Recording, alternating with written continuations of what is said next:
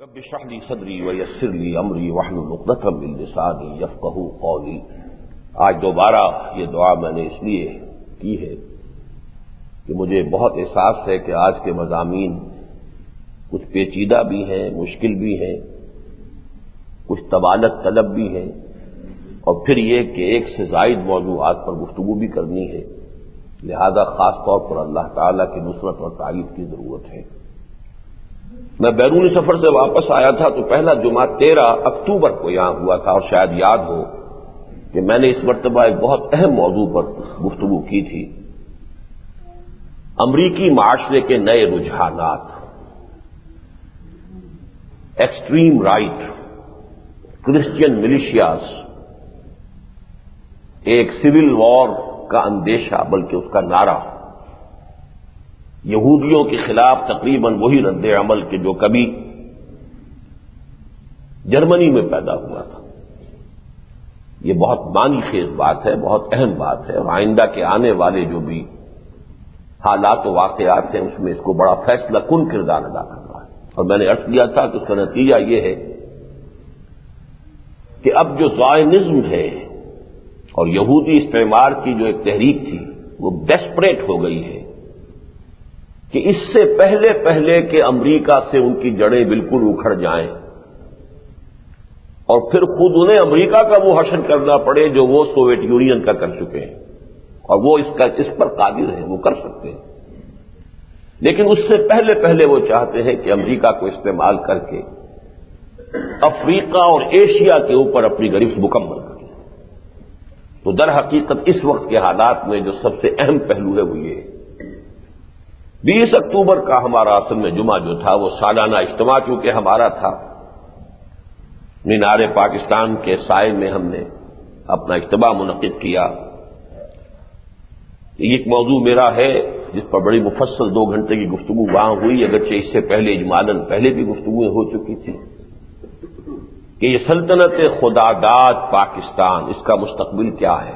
آیا اسے نئے عالمی یہودی استعمار کا اعلی کار بننا ہے جس کی طرف بہت حد تک پیش قدمی ہو چکی ہے؟ میں نے کہا تھا کہ ہم کسی دوراہے یا چوراہے پر کھڑے نہیں ہیں بلکہ اس سمت میں بہت آگے آ چکے ہیں۔ اب تو جب تک رول بیک نہیں ہوگا اس کا، جس کے لیے کہ ہمیں بڑی محنت اور قربانیاں دینی پڑیں گی، تو دوسرا راستہ گویا کہ ہمارے لیے پھر ہمیشہ کے لیے بند ہو جائے گا، اور وہ کیا ہے کہ عالمی خلافت علی منہاج النبوہ کا نقطۂ آغاز پاکستان بنے۔ اب یہ 2 ہیں امکانات، ابھی میں اس دوسرے امکان کو ختم نہیں سمجھتا۔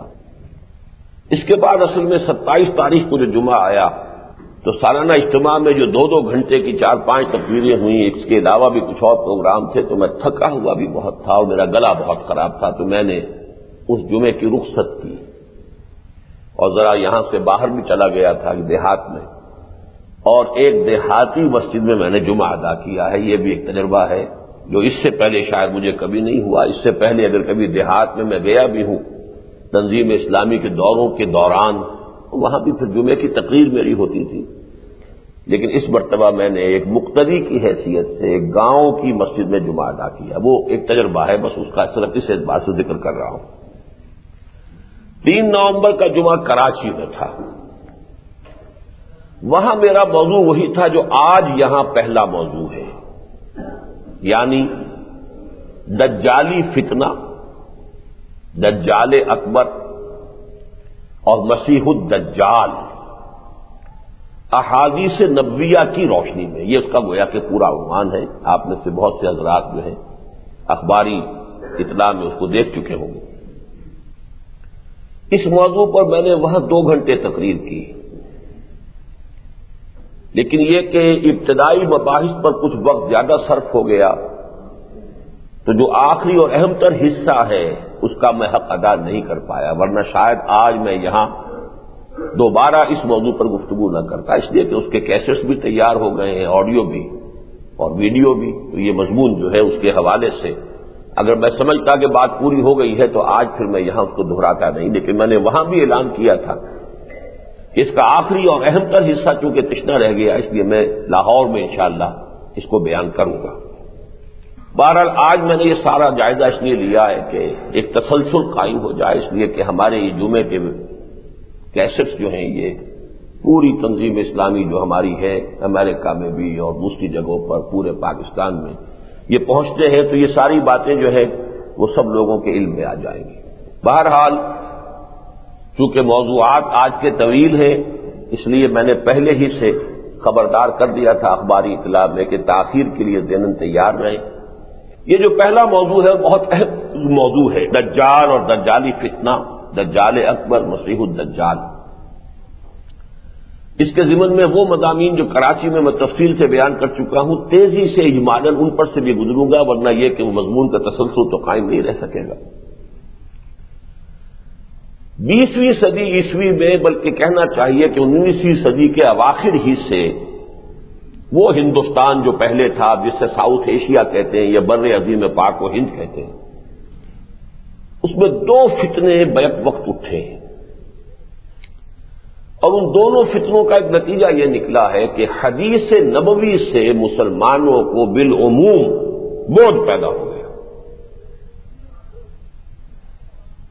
پہلا فتنہ قادیانیت کا، جھوٹی نبوت۔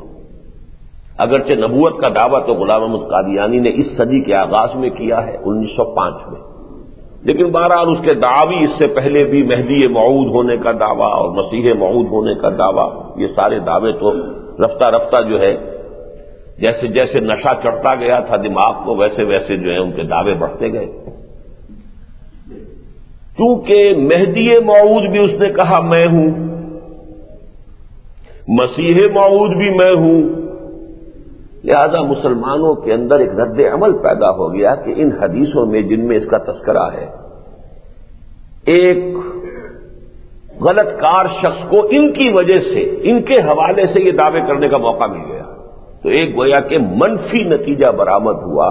ان حدیثوں کی طرف توجہ ہونی چاہیے ہی نہیں کہ جن کے حوالے سے، جن سے سند حاصل کر کے کچھ لوگ جو ہیں وہ اپنی مہدویت کے یا اپنی مسیح موعودیت کے وہ جو کاروبار جو ہے چمکاتے ہیں، تو اس سے ایک اباح، ایک منفی رد عمل پیدا ہوا ہے۔ دوسرا فتنہ تھا فتنہ انکار سنت اور استخفاف حدیث۔ اس فتنے کا بھی آغاز کرنے والے بر عظیم پاک و ہند میں سر سید احمد خان مرحوم ہیں۔ ان کی شخصیت اگرچہ اس کا سیاسی پہلو کہ وہ مسلمانان ہند کے محسن ہیں، ان کے خیر خواہ ہیں، بہی خواہ ہیں، اس اعتبار سے میں بھی ان کا قائل ہوں، لیکن انہوں نے ایک مفسر قرآن ہونے کی حیثیت اور ایک متکلم اسلام ہونے کی جو حیثیت اختیار کی، وہ نہایت گمراہ کن تھی۔ فرشتوں کا انکار، جنات کا انکار، معجزات کا انکار، جس کو نیچریت پھر ہمارے ہاں علماء نے کہنا شروع کیا، اس کی جڑ جو ہے در حقیقت ڈالنے والے، داغ بیل ڈالنے والے سر سید احمد خان مرحوم سے، اللہ انہیں معاف کرے۔ پھر ایک مولوی پنجاب میں اٹھ کھڑا ہوا، عبداللہ چکڑالوی۔ چکڑالہ یہ کیبل پور کی طرف ایک گاؤں ہے، وہیں کے پھر مولانا علی یار چکڑالوی تھے، جن کے یہ خلفاء میں سے ہیں مولانا محمد اکرم آوان صاحب اس وقت۔ تو چکڑالہ اس اعتبار سے وہ اہم قصبہ ہے۔ وہاں کا یہ عبداللہ چکڑالوی تھا کہ جس نے فتنہ انکار سنت بڑے زور شور کے ساتھ شروع کیا۔ کیونکہ عالم دین تھا تو دلائل اس کے پاس کچھ تھے، جیسے کبھی اکبر کا دین الہی تصنیف کرنے والے ابو الفضل اور فیضی جیسے علماء تھے۔ اکبر بیچارے میں کہاں اتنی عقل تھی؟ چرخ میں کب یہ سلیقہ ہے ستمگاری کا؟ یہ ستمگاری کرنے والے تو کچھ اور ہوتے ہیں۔ کوئی معشوق ہے اس پردہ زنگاری میں، تو وہ معشوق جو تھے وہ ابو الفضل اور فیضی تھے، اور یہاں یہ ظاہر بات ہے کہ اس کے اندر بھی علماء نے سب سے بڑا رول پلے کیا ہے۔ بلکہ غلام احمد قادیانی کو غلام احمد بنانے والا شخص بھی ایک بہت بڑا عالم دین تھا، مولوی حکیم نور الدین۔ اسی طریقے سے پھر ایک اور یوپی میں کھڑے ہو گئے ایک بہت بڑے عالم دین، اتفاقاً دونوں اہل حدیث تھے، نور الدین بھی اہل حدیث، عبداللہ چکڑالوی بھی اہل حدیث، اسلم جیراج پوری بھی اہل حدیث۔ بہرحال اسلم جیراج پوری صاحب نے بھی اس فتنے کو جو ہے بہت ہوا دی۔ علامہ مشرقی کی تحریروں سے بھی اس کو تقویت حاصل ہوئی، اور اس کے بعد اس کا نقطہ عروج غلام احمد پرویز۔ ان چیزوں کے اثرات ہمارے معاشرے میں بہت پھیلے ہیں، وہ کوئی حلقہ محدود نہیں ہے۔ تعلیم یافتہ لوگوں کا بہت بڑا حصہ جو ہے وہ زیر اثر آیا ہے، جس کا نتیجہ یہ نکلا ہے کہ سنت کی اہمیت، نماز روزے کی حد تک تو سب لوگ جو ہے وہ تو جو بھی والدین سکھا دیتے ہیں نماز اس طرح پڑھنی ہے، روزے کے یہ قواعد ہیں، وہ تو چلتی ہے سنت اس میں، باقی اس سے آگے سنت کو قانون اسلامی کا مستقل سورس اور مبنا اور منبع ماننا، یہ در حقیقت ایک ایسی بات ہے کہ ہمارے جدید تعلیم یافتہ طبقے میں اس کے خلاف ایک جذبہ موجود ہے۔ خاص طور پر احادیث کی طرف جو ہے جس کو کہنا چاہیے بالعموم بھی توجہ کی کمی ہوئی، اور اس میں خاص طور پر یہ پیشین گوئیاں والے معاملات، یہ کیا مہدی موعود کی بات ہوتی ہے، یہ کیا یاجوج ماجوج کی بات ہوتی ہے، یہ کیا دجال کے قصے ہیں، یہ کانا دجال جو ہے یہ کوئی ایسے ہی افسانے ہیں، اس قسم کی چیزیں، ان کے بارے میں تو واقعہ یہ ہے کہ استخفاف بلکہ توہین کی حد تک، حالانکہ وہ روایات بڑی پختہ متفق علیہ روایات کے اندر ان کا تذکرہ ہے، لیکن یہ ہے کہ ان پیشین گوئیوں کے بارے میں تو بالخصوص جو ہے ایک عدم توجہی اور عدم التفاق کی کیفیت جو ہے بہت شدت کے ساتھ پیدا ہوئی۔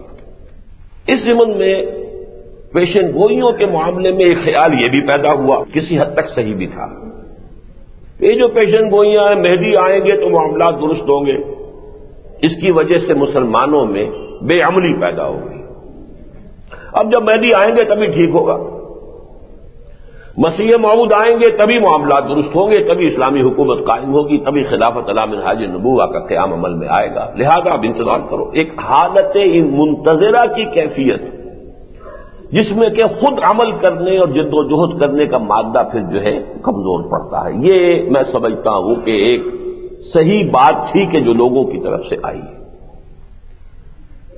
اور اسی کا میں اب حوالہ آپ کو دے دوں کہ انہی دو چیزوں کا توڑ کر کے ہمارے اس کانٹمپریری ورلڈ میں، اس ہم عصر تاریخ میں دو شخصیتیں زیادہ نمایاں ہوئی، ایک شخصیت ایک تحریک۔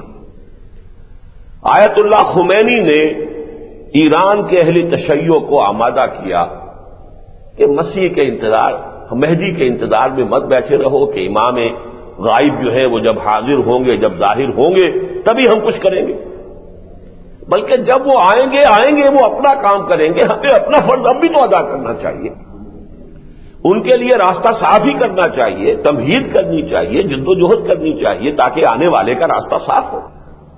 جیسے حضرت یحییٰ کے الفاظ آتے ہیں بڑے پیارے کہ میں تو آنے والے کا راستہ صاف کر رہا ہوں، حضرت مسیح علیہ السلام کی طرف اشارہ تھا کہ میری جو یہ نبوت ہے یہ در حقیقت تمہید ہے بعثت عیسوی کی علیہ الصلوۃ والسلام۔ تو یہ کام بہت بڑا ہے جو آیت اللہ خمینی نے کیا ہے، ورنہ ایران کے اہل تشیع جو ہے وہ جنبش کرنے کو تیار نہیں تھے، واقعتاً وہ کہتے تھے کہ امام غائب جب حاضر ہو جائیں گے، ظاہر ہو جائیں گے، پھر کچھ کریں گے۔ اسی طریقے سے یہود میں بھی وہ اپنے مسیحا کے منتظر بیٹھے ہوئے تھے کہ مسیح آئے گا تو ہماری ایک عظیم مملکت قائم کرے گا، اس وقت تک ہم کچھ نہیں کریں گے۔ زائنسٹ موومنٹ نے جو بات اس کے برعکس پیش کی وہ یہ کہ بھائی کچھ کرو تو صحیح نا، کچھ محنت تو ہمیں بھی کرنی چاہیے، مسیحا جب آئے گا آ جائے گا، وہ اپنے حصے کا کام کرے گا، ہمیں اپنا کام کرنا چاہیے۔ لہذا انہوں نے 1897 میں ایلڈرز آف دی زائن نے جمع ہو کر ایک نقشہ بنایا، اور اس نقشے کے نتیجے میں پے بپے اتنی عظیم کامیابیاں حاصل ہوئیں۔ 1917 میں بالفور ڈکلریشن ہو گیا، یہودیوں کو حق دے دیا گیا بین الاقوامی سطح پر کہ وہ فلسطین میں آباد ہو سکتے ہیں، جا کر مسلمانوں سے جائیدادیں خرید سکتے ہیں، زمینیں خرید سکتے ہیں، مکان خرید سکتے ہیں، اور اس کے نتیجے میں پھر یہ ہوا کہ 1948 میں 14 مئی 1948 کو اسرائیل ایک ریاست کی حیثیت سے قائم ہو گیا۔ 1967 میں انہوں نے 6 روزہ جنگ کے اندر ایک عظیم شکست دی، شام کو بھی، مصر کو بھی، اردن کو بھی، اور یہ کہ اپنی سرحدیں بہت بڑھا لی۔ تو یہ ان کا ایک سارا معاملہ زائنسٹ کا ہے۔ انہوں نے بھی یہ کہا کہ منتظر مت بیٹھے رہو۔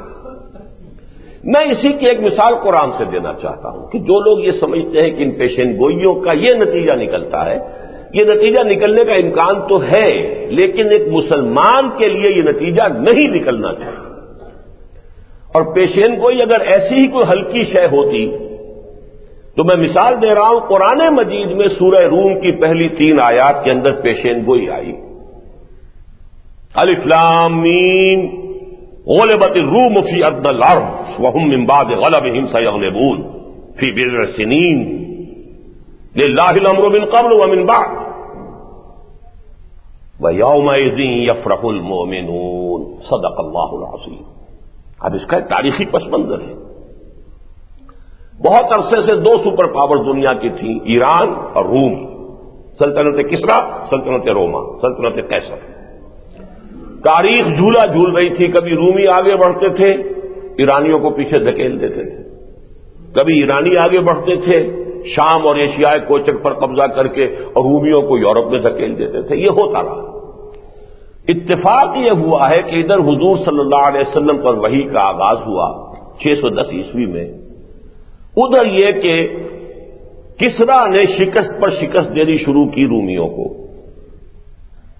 یہاں تک کہ 614 میں حضور کی بعثت کے تقریباً 5ویں برس ایک بڑی زبردست شکست دی ایرانیوں نے، مجوسیوں نے رومیوں کو۔ بیت المقدس پر قبضہ کر لیا، ان کا جو سب سے بڑا کنیسہ تھا اس کو ختم کیا، برباد کیا، جو ان کے پاس ان کے خیال میں رکھی ہوئی تھی وہ اصل صلیب جس پر حضرت مسیح ان کے عقیدے کے مطابق مصلوب ہوئے تھے وہ لے گئے وہاں سے، ان کی مقدس ترین شے تھی۔ تو ایک بدترین شکست ہوئی ہے ہرقل قیصر روم کو اس وقت۔ اس کے نتیجے میں مکے میں اس وقت کشمکش جاری تھی مشرکین کی اور مسلمانوں کی، اہل ایمان کی۔ لہذا چونکہ ایک قرب اور مناسبت تھی مسلمانوں کو عیسائیوں کے ساتھ، رومی عیسائی تھے، حضرت مسیح کا ذکر قرآن میں ہے، لہذا مشرکین مکہ کو چونکہ مناسبت تھی آتش پرستوں کے ساتھ، وہ بھی مشرک، بتوں کو پوجنے والے اور وہ آگ کو پوجنے والے، بڑی خوشیاں منائی انہوں نے، بڑی بغلیں بجائیں کہ دیکھو مسلمانوں، ہمارے جو ساتھی ہیں، ہمارے جو ہم مشرب ہیں، جو آتش پرست ہیں، انہوں نے تمہارے ساتھیوں کو، تمہارے ہم مشربوں کو، تم اہل کتاب کہتے ہو، ایسی عبرتناک شکست دی۔ اسی وقت ہوئی تھی ہجرت حبشہ، اور ایک عیسائی نے ہی مسلمانوں کو پناہ بھی دی تھی، اس لیے زیادہ انہیں اس کا غیظ و غضب بھی تھا، تو انہوں نے اس کا خوب جو ہے وہ اس کا ایک پروپیگنڈا ایشو بنایا۔ ان حالات میں یہ آیات نازل ہوئیں، مسلمانوں کے دل بجھ گئے، سیدھی بات ہے، اثرات ہوتے ہیں، حالات بدلتے ہوئے حالات کے کچھ نہ کچھ اثر تو پڑتے ہیں۔ لہذا یہ آیات نازل ہوئی، الف لام میم غلبت الروم فی ادنی الارض۔ ادنا کہتے ہیں قریب ترین سرزمین۔ جزیرہ نما عرب کے قریب ترین علاقہ کون سا ہے؟ شام عرب، عراق عرب، دونوں ہی عرب ہی کے حصے ہیں۔ یہ گویا کہ شمال کا تاج ہے جو جزیرہ نما عرب کے سر پر تاج رکھا ہوا، عراق اور شام کا۔ تو فی ادنی الارض غلبت الروم، رومی مغلوب ہو گئے فی ادنی الارض۔ یہ تو واقعہ ہو گیا، وَهُمْ مِنْ بَعْدِ غَلَبِهِمْ سَيَغْلِبُونَ، لیکن ان قریب ہی وہ اپنی اس مغلوبیت کے بعد پھر غالب آ جائیں گے۔ اب یہ ایک پیشن گوئی ہے، اور بڑے ہی سمجھیے اعتماد کے ساتھ، فی بضع سنین، یہ ہوگا لگ بھگ 10 سالوں میں، 10 سال سے کم میں۔ للہ الامر من قبل ومن بعد، معاملہ تو پہلے بھی اللہ کے ہاتھ میں تھا، اللہ کے اختیار میں تھا، بعد میں بھی اللہ کے ہاتھ اور اختیار میں ہے، لیکن بہرحال جو حق مشیت عزتی ہے اس میں کوئی نہ کوئی حکمت تھی کہ اس وقت ان کو شکست ہوئی ہے۔ لیکن یہ کہ ایک دوسری خوشخبری یہ، ایک خوشخبری تو یہ کہ رومی دوبارہ غالب آ جائیں گے۔ وَيَوْمَئِذٍ يَفْرَحُ الْمُؤْمِنُونَ، اس دن اہل ایمان کو بھی بہت بڑی خوشی نصیب ہوگی۔ اس پیشن گوئی کی بنیاد پر حضرت ابو بکر صدیق رضی اللہ تعالیٰ عنہ نے امیہ ابن خلف سے شرط کر لی، 3 سال کے اندر اندر رومی جو ہے غالب آ جائیں گے۔ 10 اونٹوں کی شرط ہو گئی، اگر 3 سال میں غالب نہ آئے تو حضرت ابو بکر 10 اونٹ دیں گے امیہ ابن خلف کو، اور اگر غالب آ گئے تو امیہ شرط ہار گیا، وہ 10 اونٹ دے گا۔ حضور کو جب اطلاع ہوئی آپ نے فرمایا، اس وقت تک شرط لگانا اور نہ جوا وغیرہ یہ ساری چیزیں حرام نہیں ہوئی تھی، حضور نے فرمایا دیکھو قرآن میں لفظ بضع آیا ہے، اور بضع کا اطلاق عربی زبان میں 10 تک پر ہوتا ہے، لہذا تم اپنی شرط جو ہے وہ 3 سال کی بجائے اس کی مدت کر دو 9 سال، اور یہ کہ اونٹوں کی مقدار بڑھا دو، 100 اونٹ کر دو۔ لہذا وہ شرط اسی شکل میں تبدیل ہو گئی. لیکن ہوا کیا اس 10 سال کے بعد 624 میں ادھر ہرقل نے شکست فاش دی. وہ پیترا بدل کر آیا ہے کیسپین سی کے ساتھ، ادھر سے آیا، شمال سے آ کر اس نے گویا کہ ایرانیوں کے پشت میں چھرا گھونپا. اور ان کا سب سے بڑا آتش کدہ جو تھا، جیسے ان کا بیت المقدس انہوں نے جو ہے وہ تاراج کیا تھا، سب سے بڑے آتش کدے کو اس نے ویران کیا.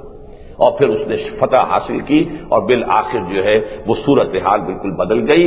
اور آپ دیکھیے عجیب بات، وَيَوْمَئِذٍ يَفْرَحُ الْمُؤْمِنُونَ، یہی وہ دن تھے جب کہ غزوہ بدر ہوا اور مسلمانوں کو فتح عظیم حاصل ہوئی.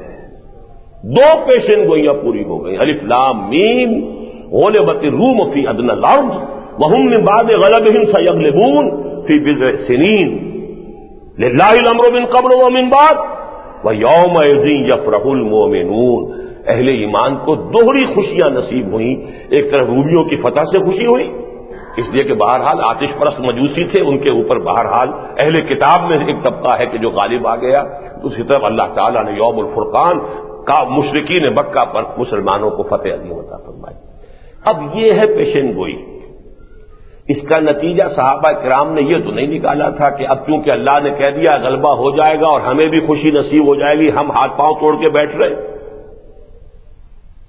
اگر کوئی پیشن گوئیوں کی وجہ سے ہاتھ پاؤں توڑ کر بیٹھ رہتا تو یہ اس کی حماقت ہے، اس کی غلطی ہے. اس سے یہ نتیجہ نکالنا کہ پیشن گوئیوں کا تذکرہ ہی نہیں ہونا چاہیے، یہ میرے نزدیک جو ہے یہ جہل مرکب ہے. اگر پیشن گوئی اتنی ہی غلط چیز ہوتی تو قرآن نے یہ عظیم پیشن گوئی کیوں کی ہوتی؟ الف لام میم غلبت الروم فی ادنی الارض وهم من بعد غلبهم سيغلبون في بضع سنين لله الامر من قبل ومن بعد ويومئذ يفرح المؤمنون. تو معلوم ہوا کہ یہ نتیجہ نکلنے کا امکان تو ہے، لیکن یہ انسانوں کی غلطی ہے کہ وہ یہ نتیجہ نکالیں.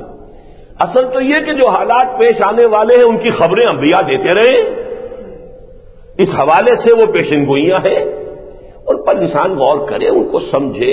اس کے حوالے سے وہ سرما ہے میری آنکھ کا خاک مدینہ و نجف. ہم اپنی ان آنکھوں کے لیے قرآن مجید سے، حدیث سے، انبیاء کی پیشن گوئیوں سے، انبیاء سابقین کی پیشن گوئیوں سے، محمد رسول اللہ کی پیشن گوئیوں سے صلی اللہ علیہ وسلم علیہ الصلوۃ والسلام آنے والے حالات کے بارے میں ایک رائے قائم کریں گے، دور دور تک دیکھیں گے. لیکن یہ نہیں ہے کہ اپنے ہاتھ پاؤں توڑ کر بیٹھ رہے، جد و جہد جو ہے وہ کرنا بند کر دیں. ہمیں تو آج جو ہم کر سکتے ہیں وہ کرنا ہے، ہر حال میں کرنا ہے. پھر یہ کہ ان پیشن گوئیوں کے بارے میں یہ یقینی بات نہیں ہے کہ کب ہوگا. یہ تو حضور صلی اللہ علیہ وسلم سے سورہ انبیاء ہی جو اس کی میں نے آیات آج تلاوت کی ہیں ابتدا میں، اسی میں وہ آیات بھی ہیں. وَإِنْ أَدْرِي أَقَرِيبٌ أَمْ بَعِيدٌ مَا تُوعَدُونَ. دیکھو یہ مجھے معلوم نہیں ہے کہ جو میں جس کا وعدہ تم سے کیا جا رہا ہے وہ قریب ہے یا دور ہے، یہ میں نہیں جانتا. ان ادری لعلہ فتنۃ لکم ومتاع الی حین. میں یہ بھی نہیں جانتا، ہو سکتا ہے کہ ابھی کچھ اور مہلت تمہیں مل جائے، اللہ تعالیٰ اور تمہاری رسی دراز کر دے، ایک اور لیز آف ایگزسٹنس تمہیں مل جائے، میں نہیں جانتا. یہ بھی ہو سکتا ہے کہ اللہ تعالیٰ رسی جیسے کہ پھانسی والی رسی کھینچ لی جاتی ہے، تمہاری رسی کھینچ لے اور تمہارے لیے عذاب آ جائے. اور یہ بھی ہو سکتا ہے اللہ تمہاری رسی دراز کر دے، ابھی ایک فریش لیز آف ایگزسٹنس تمہیں دے دے، میں نہیں جانتا. تو ٹائم ٹیبل جو ہے وہ یقینی بات نہیں ہے، لیکن ان حالات کا کہ جن کی صحیح احادیث میں جن کا تذکرہ موجود ہو، ان سے عدم التفات، بے اعتنائی برتنا میرے نزدیک تو ایک طرح سے حدیث رسول کی توہین ہے. اور حدیث رسول کی توہین در حقیقت خود محمد الرسول اللہ کی توہین ہے صلی اللہ علیہ وسلم. یہ بھی میں آپ کو بتاتا چلوں کہ جب یہ فتح ہو گئی اور شکست جو وہ شرط جو تھی، تو امیہ ابن خلف نے پھر 100 اونٹ دیے. امیہ ابن خلف کا یا کوئی اور نام تھا، اس نے 100 اونٹ دیے. حضرت ابوبکر نے لا کر حضور کی خدمت میں پیش کیے. حضور نے فرمایا کہ نہیں، یہ تمہارے لیے اب جائز نہیں ہے، اس لیے کہ اب وہ جو سورہ بقرہ کی وہ آیات نازل ہو چکی تھی جو خبر اور میسر کے بارے میں ہے. لیکن لے لو، حربی کافر سے تو لے لو وہ 100 اونٹ، لیکن یہ کہ اس کو اب صدقہ کر دو. بہرحال اس تمہید کے بعد اب آئیے جو خبریں دی گئی ہیں ہمیں قرآن مجید میں اور احادیث نبویہ میں، سب سے زیادہ شد و مد کے ساتھ، سب سے زیادہ تکرار کے ساتھ، سب سے زیادہ ایمفیسس کے ساتھ جس چیز کی خبر دی گئی ہے وہ کیا ہے؟ قیامت. وہ بجلی کا کڑکا تھا یا صوت ہادی عرب کی زمین جس نے ساری ہلا دی، وہ تو سب قیامت کا ذکر تھا نا۔ ابتدائی آیات میں توحید کا بھی بہت کم ذکر ہے، رسالت کا بھی بہت کم ذکر ہے، سارا زور آخرت پر۔ القارعہ ملقارعہ وما ادراک ملقارعہ یوم یکون الناس کالفراش المبثوث وتکون الجبال کالعہن المنفوش الحاقہ ملحاقہ وما ادراک ملحاقہ۔ یہ سارا زور کس پر ہے؟ اذا زلزلت الارض زلزالہا واخرجت الارض اثقالہا وقال الانسان ما لہا۔ یہ سارا زور کن باتوں پر ہے؟ قیامت آئے گی، اسی لیے آیا ہے عما یتساءلون عن النبأ العظیم الذی هم فیہ مختلفون۔ یہاں ذرا ایک پوائنٹ جو ہے بہت اہم تھا جو رہ گیا ہے تمہید میں۔ دیکھیے انبیاء کا معاملہ کیا ہے؟ انبیاء نے پیشین گوئیاں کی ہیں، اور خاص طور پر نوٹ کیجئے کہ نبی کا لفظ نکلا کہاں سے ہے؟ زیادہ رائے یہ ہے نبا کے معنی خبر۔ نبی تو کہتے ہی اس کو جو غیب کی خبر دینے والا ہے، سیدھی سی بات ہے۔ نبأ عظیم عما یتساءلون عن النبأ العظیم الذی هم فیہ مختلفون۔ نبی نبا خبر دینے والا۔ ایک رائے یہ بھی ہے لیکن بہت ہی ضعیف ہے کہ نبون سے ہے، نبوتن کہتے ہیں بلندی کو، تو گویا کہ نبی اس اعلیٰ مقام پر ہوتا ہے، بلند مقام پر ہوتا ہے، اور اس میں بڑی گہری مماثلت ہے کہ حضور نے جب پہلا اپنا پبلک جلسہ کیا ہے، یوں سمجھیے پہلا خطاب عام، تو آپ اونچی جگہ پر کھڑے ہوئے کوئی صفحہ پر، اور آپ نے کہا کہ لوگوں اگر میں تمہیں بتاؤں کہ اس پہاڑ کے پیچھے دشمن ہے تم پر حملہ کیا چاہتا تو مانو گے؟ ہاں ضرور مانیں گے، اس لیے بھی مانیں گے کہ آپ کا صادق الامین ہے، آپ نے کبھی جھوٹ بولا ہی نہیں، اور اس لیے بھی مانیں گے کہ آپ اوپر کھڑے ہیں پہاڑ کے دونوں طرف دیکھ رہے ہیں، ہم تو ادھر ہیں، ہمیں پہاڑ کے پیچھے کیا نظر نہیں آ رہا۔ بعین ہی سمجھیے کہ نبی اس مقام پر ہے کہ دنیا اور آخرت دونوں کو بیک وقت دیکھ رہا ہے۔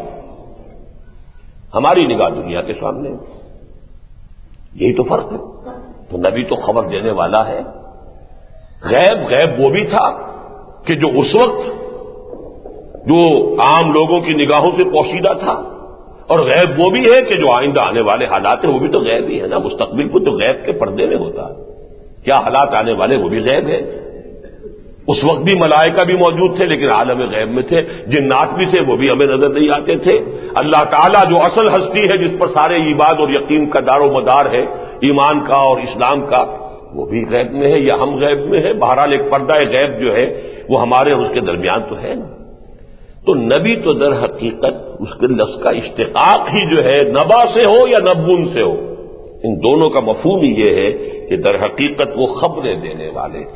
اب اس کے بعد آئیے تمہیداً کہ سب سے بڑی خبر جو دی ہے وہ تو ہے عما یتساءلون عن النبأ العظیم۔ اگرچہ اب تو سائنس یہاں پہنچ چکی ہے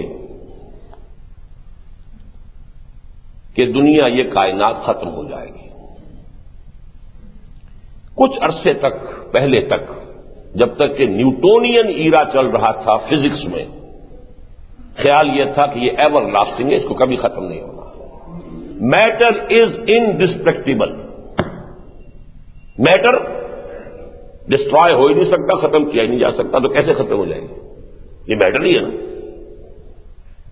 آج وہ معاملہ ختم ہو چکا، Newtonian era of physics finished. اب جو ہے آئنسٹائن کا ایرا ہے۔ Matter can be converted into energy, energy can be converted into matter. اب یہ جو ایک ڈوئلزم تھا کہ میٹر اور شے ہے انرجی اور شے، ختم، سنویت ختم، توحید ہو گئی ہے، ایک ہی شے ہے۔ اور آج جو theories of the creation of universe ہے کہ ایک اسپائرل کے مانند جو ہے یہ پھیلتی جا رہی ہے کائنات، ایک رائے یہ ہے کہ اس کے بعد یہ الٹے رخ پر چلے گی، اور جیسے ایک نقطے سے شروع ہوئی تھی پھر ہو کر ایک نقطے پر ختم ہو جائے۔ لیکن یہ آج کی سائنس کے اعلیٰ ترین سرکلز میں تو یہ بات ہے، بہت سے ہمارے لوگ اب بھی اصل میں وہی نیوٹونین ایرا جو ہے اسی کے فضا میں سانس لے رہے ہیں۔ لہذا عام طور پر خیال یہ ہے کہ بھائی کیا ہے قیامت کی خبر، قیامت قیامت قیامت قیامت، دنیا چلتی رہے گی، سنتے آ رہے ہیں، لیکن جان لیجئے کہ سب سے حتمی، سب سے یقینی، جتنی ایک انسان کے لیے سب سے یقینی شے ایک ہے اور وہ موت ہے، موت آ کر رہے گی۔ اسی طریقے سے اس کائنات کی سب سے عظیم، سب سے قطعی شدنی حقیقت قیامت ہے۔ لیکن ذرا نوٹ کر لیجئے، اس قیامت کا جو لفظ ہم استعمال کرتے ہیں اس میں بھی یہ غلط العام ہے۔ جسے قیامت ہم کہہ دیتے ہیں وہ اصل میں 3 ادوار کا نام ہے۔ 3 مرتبہ سور میں پھونکا جائے گا، نفخہ اولا، نفخہ فزع، پوری کائنات میں ہلچل مچ جائے گی۔ زلزلۃ الساعہ جس کو کہا گیا، اس کے لیے لفظ ہے ساعہ۔ پہلا سور جب پھونکا جائے گا اسے قیامت نہیں کہتے، الساعہ۔ یا ایھا الناس اتقوا ربکم ان زلزلۃ الساعۃ شیء عظیم یوم ترونها تذهل كل مرضعة عما ارضعت وتضع كل ذات حمل حملها وترى الناس سكارى وما هم بسكارى ولكن عذاب الله شديد۔ الساعة، یہ القارعہ ملقارعہ، یہ سب الساعہ ہے۔ والساعة أدهى وأمر، بڑی کڑوی شے ہے، بہت بڑا زلزلہ آنے والا ہے۔ یہ جو پہاڑ ہیں روئی کے گالوں کی طریقے سے چل رہے ہوں گے، یہ ساری کیفیات ساعہ کی ہے، قیامت کی نہیں ہے۔ پہلا نفخہ، نفخہ اولا، نفخہ فزع، الساعہ۔ کتنے عرصے کے بعد دوسرا نفخہ ہوگا ہم نہیں جانتے، اس کو کہتے ہیں نفخہ صاعق۔ سب بے ہوش بے جان ہو کر گر جائیں گے۔ وَنُفِخَ فِي الصُّورِ فَصَعِقَ مَن فِي السَّمَاوَاتِ وَمَن فِي الْأَرْضِ إِلَّا مَن شَاءَ اللَّهُ۔ یہ جو صاعق ہے یہ صرف انسانوں پر نہیں، انسانوں پر، جنوں پر، کل کائنات پر، فرشتوں پر، سوائے ان چند فرشتوں کو جنہیں اللہ مستثنیٰ کر دے، اس لیے کہ من فی السماوات ومن فی الارض۔ ونفخ فی الصور فصعق من فی السماوات ومن فی الارض الا من شاء اللہ۔ اس کے کتنے عرصے کے بعد پھر نفخہ ثالثہ ہوگا، وہ ہے نفخہ قیامہ۔ ثم نفخ فیہ اخری فاذا هم قیام ینظرون۔ پھر وہ تیسری مرتبہ جب سور پھونکا جائے گا تو سب کھڑے ہوں گے دیکھتے ہوئے، اپنی قبروں سے نکل آئیں گے، من الاجداث سے دوڑتے ہوئے آئیں گے، اور وہ جو بھی اللہ تعالیٰ کی طرف سے میدان مقرر ہے حشر کا ادھر دوڑ رہے ہوں گے۔ یہ ہے قیامہ۔ ہم قیامت عام طور پر ساعت کو کہہ دیتے ہیں، تو الساعہ یہ نفخہ اولا ہے، پھر نفخہ ثانیہ نفخہ صاعق ہے، پھر نفخہ ثالثہ ہے کہ جس میں فَإِذَا هُمْ قِيَامٌ يَنظُرُونَ۔ یہ قیامت حضور صلی اللہ علیہ وسلم نے فرمایا ہے کہ بہت قریب ہے، بہت قریب ہے، بہت قریب ہے۔ اور اس کے قرب کے لیے سب سے نمایاں بات جو حضور نے فرمائی وہ کیا تھی؟ بُعِثْتُ أَنَا وَالسَّاعَةُ كَهَاتَيْنِ۔ حضرت انس سے مروی ہے رضی اللہ تعالیٰ عنہ یہ روایت، متفق علیہ حدیث، صحیح بخاری صحیح مسلم دونوں میں۔ بُعِثْتُ أَنَا وَالسَّاعَةُ كَهَاتَيْنِ، اس طرح جڑا ہوا ہوں میں اور قیامت، یعنی میرے اور قیامت کے درمیان فصل نہیں ہے، دونوں انگلیوں کو آپ نے جوڑ کر کہا۔ اس کا ایک مطلب یہ ہے کہ میں آخری رسول ہوں، میرے بعد کوئی نبی نہیں، کوئی رسول نہیں، تم آخری امت ہو، انا آخر المرسلین وانتم آخر الامم، یہ بھی اس کا مفہوم ہے۔ لیکن ایک وہ جو زمانے کے اعتبار سے قرب ہے، اس لیے کہ اللہ تعالیٰ کا تو ایک دن جو ہے 1000 برس کا ہے، وَإِنَّ يَوْمًا عِندَ رَبِّكَ كَأَلْفِ سَنَةٍ مِّمَّا تَعُدُّونَ۔ 1.5 دن کی بات ہوئی ہے، حضور صلی اللہ علیہ وسلم کے بعد 1.5 دن کی بات ہے۔ یہ ایک اور حدیث ہے کہ میں اس موضوع پر تفصیل میں نہیں جاؤں گا ورنہ میرا اپنا آج کا موضوع رہ جائے گا، پھر کبھی سے اس پر گفتگو ہوگی۔ پھر آپ نے یہ بھی فرمایا، ایک اور حدیث ہے ترمذی میں، بُعِثْتُ فِي نَفْسِ السَّاعَةِ فَسَبَقْتُهَا كَمَا سَبَقَتْ هَٰذِهِ هَٰذِهِ۔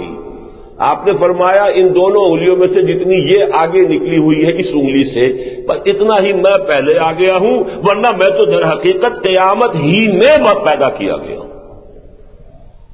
قیامت اتنی قریب ہے، اتنی یقین ہے، اتنی شدنی ہے، اتنی پاس آ چکی ہے کہ کوئی اب فصل نہیں ہے، اب کوئی وقفہ نہیں ہے، بلکہ کہہ سکتا ہوں میں کہ بُعِثْتُ، کہ میں تو انما بُعِثْتُ فِي نَفْسِ السَّاعَةِ، صرف یہ ہے کہ جیسے یہ انگلی آگے کو نکلی ہوئی ہے، اس سے بس اتنا کچھ میں نے سبقت کی ہے۔ ان کے حوالے سے ذرا اب ان آیات مبارکہ کو جو میں نے آج تلاوت کی تھی سورہ انبیاء کی، ان پر تھوڑی سی ایک نظر ڈال دیجئے۔ اقترب للناس حسابهم وهم فی غفلۃ معرضون، لوگوں کے لیے ان کا حساب قریب آ چکا ہے، لیکن وہ اپنی غفلت میں اعراض کیے جا رہے ہیں، پہلوتے ہی کیے جا رہے ہیں، قیامت کی بات میں سننے کو تیار نہیں۔ ما یاتیہم من ذکر من ربہم محدث الا استمعوہ وہم یلعبون، نہیں آتی ان کے پاس کوئی بھی نصیحت، کوئی یاد دہانی ان کے رب کے پاس سے، نئی سے نئی یاد دہانی آ رہی ہے، آیات پر آیات اتر رہی ہیں، سورتوں کے بعد سورتیں نازل ہوئی چلی جا رہی ہیں۔ ان کا حال یہ ہے کہ ما یاتیہم من ذکر من ربہم محدث الا استمعوہ وہم یلعبون، وہ سنتے تو ہیں بظاہر کان لگا کر، لیکن اصل میں استہزاء کرتے ہوئے، کھیلتے ہوئے، تمسخر کرتے ہوئے، توجہ نہیں ہے، they are not taking it seriously. لاہیۃ قلوبہم، ان کے دل جو ہے لہو و لعب کے اندر پڑے ہوئے ہیں، عیش و عشرت کے اندر منہمک ہیں۔ واسروا النجویٰ، اب دیکھیے نقشہ کھینچا گیا ہے۔ اس وقت بھی ایسا ہوتا تھا نا کہ 4 دوست ہیں، 8 دوست ہیں، بیٹھے ہوئے ہیں، گپ بازی ہو رہی ہے، ان میں سے کوئی 1-2 جو ہے انہوں نے کوئی نئی آیات قرآن کی سنی ہے، کچھ متاثر ہو گئے، بھئی یہ بات تو قابل غور ہے جو محمد نے اب سنائی ہے صلی اللہ علیہ وسلم، تو وہ آپس میں کیا کہتے تھے؟ واسروا النجویٰ، اپنی تنہائیوں میں، اپنی علیحدہ میٹنگز میں وہ کیا کہتے ہیں؟ الذین ظلموا، وہ ظالم لوگ، هل ھذا الا بشر مثلکم، یہ بھی تو تمہاری طرح کا ایک انسان ہے، کیوں اس کی دی ہوئی خبروں کو مانتے ہو؟ کیا اسے حق پہنچ گیا ہے کہ وہ غیب کی خبریں سنائے تمہیں؟ کون سا ذریعہ اس کے پاس ہے؟ هل ھذا الا بشر مثلکم۔ اب دیکھیے اس میں پوری ذہنیت موجود ہے، منکرین حدیث والی پوری ذہنیت اس جملے میں موجود ہے کہ محمد بس جیسے بشر ہوتے ہیں، بلکہ کچھ لوگوں نے لفظ استعمال کیا ہے جیسے چٹھی رساں کا کام یہ ہے کہ چٹھی لا کے آپ کو دے دے، بس قرآن لا کے دے دینا محمد کا کام تھا۔ اللہ اللہ خیر صلی اللہ، باقی ہم جانے، قرآن جانے، ہم سمجھیں گے، ہم غور کریں گے، قرآن پہنچا دینے کا ذمہ تھا، اس کے سوا تو ان کی کوئی ذمہ داری نہیں، اس کے سوا ان کی کوئی اہمیت نہیں، ان کے سوا ان کا کوئی مرتبہ نہیں، کوئی مقام نہیں۔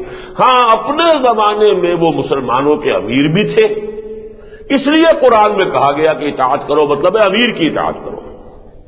اب آئندہ جو بھی امیر ہوگا، جو مرکز ملت ہوگا، یہ اصطلاح ہے جو وضع کی تھی غلام احمد پرویز نے، جو مرکز ملت ہوگا، جو حکومت بنے گی، وہ جو چاہے گی قرآن کو انٹرپریٹ کرے گی، جو نئے سے نیا مفہوم چاہے گی نکالے گی اور اس کو نافذ کرے گی۔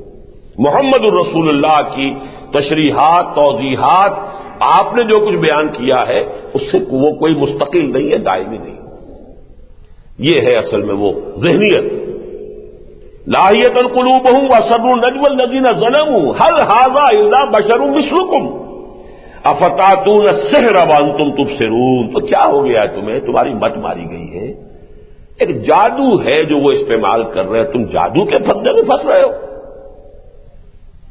جیسے جادو کے جنتر منتر میں بھی کوئی تاثیر ہو جاتی ہے، ایسے ہی محمد جو تمہیں یہ آیات سناتے ہیں، کہتے ہیں کہ قرآن مجھ پر اللہ کی طرف سے نازل ہوا، اس کی تاثیر ہو جاتی ہے وقتی طور پر، جیسے نظر بندی ہو جاتی ہے، ایسے ہی تمہارے دلوں کے اوپر جو ہے کوئی تھوڑا سا اثر اس کلام کا ہو جاتا ہے۔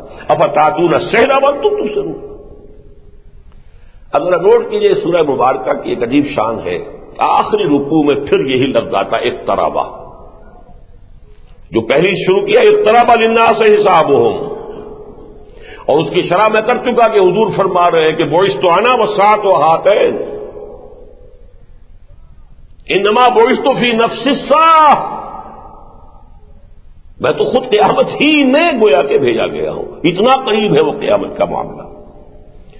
بہرحال اس کے بارے میں آخری میں فرمایا حتی اذا فتحت یاجوج وماجوج وہم من کل حدب ینسلون، یہاں تک کہ جب وہ وقت آ جائے گا کہ یاجوج و ماجوج کھول دیے جائیں گے اور ہر اونچائی پر سے پھسلتے ہوئے نظر آئیں گے۔ اب یہ قرب قیامت کا کوئی نقشہ ہے جو قرآن نے کھینچا؟ اس کی کوئی شرح حدیث میں ملنی چاہیے کہ نہیں؟ کیا یہ فریضہ محمدی نہیں ہے صلی اللہ علیہ وسلم؟ انا انزلنا الیک الذکر لتبین للناس ما نزل الیہم، اے محمد ہم نے آپ پر یہ قرآن نازل کیا یا ذکر نازل کیا تاکہ جو کچھ لوگوں کے لیے ہم نے اتارا ہے آپ اسے واضح کریں ان کے لیے۔ قرآن مجید میں 2 جگہ یاجوج و ماجوج کا ذکر ہے، سورہ کہف میں ہے ان یاجوج و ماجوج مفسدون فی الارض، یا یہ کہ سورہ انبیاء کے اندر ہے حتی اذا فتحت یاجوج و ماجوج وہم من کل حدب ینسلون واقترب الوعد الحق، اس وقت قریب آ جائے گا وہ حق سچا وعدہ، قیامت کا وہ وعدہ قریب آن لگے گا۔ معلوم ہوتا کہ عین قریب قیامت یہ یاجوج و ماجوج کا معاملہ ہونے والا ہے۔ فَإِذَا هِيَ شَاخِصَةٌ أَبْصَارُ الَّذِينَ كَفَرُوا، اس وقت کافروں کی نگاہیں گڑی کی گڑی رہ جائیں گی، ٹنگی کی ٹنگی رہ جائیں گی، جیسے خوف کی کیفیت ہوتی ہے، آنکھیں پترا جاتی، کسی ایک جگہ جمی رہ جاتی، ادھر سے ادھر آنکھ حرکت نہیں کرتی، مبہوت ہو کر انسان جو ہے کسی جگہ ٹکٹکی بن جاتی ہے اس کی۔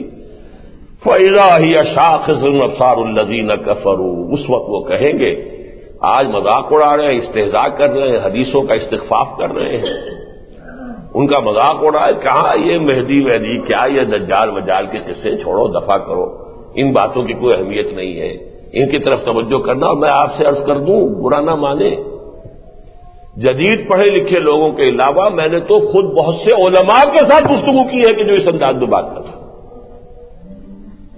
یہ زہر کہاں تک سرایت کر چکا ہے اس کا مجھے اندازہ ہوا ہے بعض علماء کی گفتگو۔ ان چیزوں کو لا یعبا بہ، کوئی ان کی طرف کوئی توجہ نہیں۔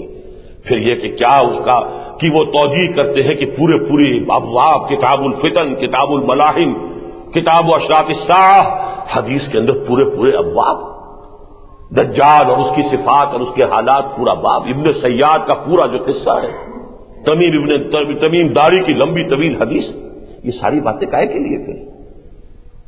کیا حضور صلی اللہ علیہ وسلم معاذ اللہ ثم معاذ اللہ بیکار کی باتیں کرتے تھے؟ کیا حضور کے پاس کوئی وقت بہت ہی فاضل تھا بیکار کی باتوں میں ضائع کرنے کے لیے؟ معاذ اللہ ثم معاذ اللہ۔ محدثین پر آپ کا کیا اعتماد ہوا؟ انہوں نے کہا ہے کوئی یہ چیزیں جو ہیں ایسے ہی اگر ٹھیکرے تھے اور کنکرے تھے تو کیوں انہوں نے جمع کر کے حدیث کی کتابوں میں جمع کر دی؟ بہرحال وہ تو میں عرض کر چکا ہوں کہ یہ 20ویں صدی کے ہمارے فتنوں میں سے ایک فتنہ ہے۔ اب آپ سمجھئے کہ قیامت کا تو ذکر جو ہے قرآن مجید کی، سمجھئے کہ اہم ترین خبروں میں سے ہے، اس سے قبل کیا ہونا ہے یہ ذرا درجے وار پہلے سمجھ لیجیے۔ تمہیداً میں یہ عرض کر دوں کہ میں کئی اجتماعات میں، جلسوں میں وہ حدیثیں بیان کر چکا ہوں کہ جن میں حضور کے دور سے آگے مستقبل کی طرف ادوار بیان کیے گئے۔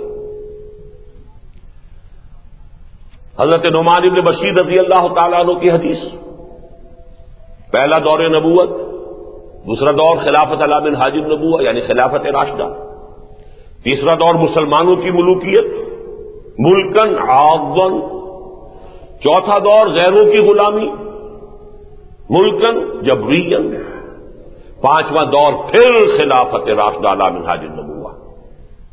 یہ اس حدیث میں بتائیں کہ نہیں بتائیں؟ اور یہ کتنی مرتبہ یہاں بھی بیان ہو چکی ہیں حدیثیں۔ آج میں ذرا ریورس آرڈر میں چل رہا ہوں۔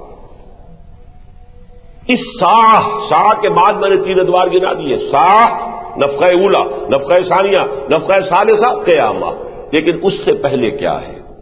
بہت سے لوگوں کے ذہن میں شاید یہ بات نہ ہو اور بہت چونک اٹھیں، قیامت سے پہلے ایک دور اس دنیا پر ایسا آئے گا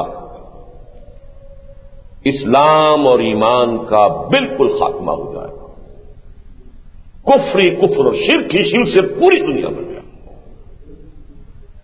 حالانکہ آج تک جو کچھ ہم نے بیان کیا اس سے شاید آپ کو یہ مغالطہ ہو گیا ہو کہ آخری دور تو خلافت علی منہاج النبوہ کا ہے، پوری دنیا کے اوپر اللہ کے دین کا غلبہ ہوگا، لیکن اس کے بعد پھر کچھ ہونے والا ہے، اس کو ان حدیثوں سے سمجھیے۔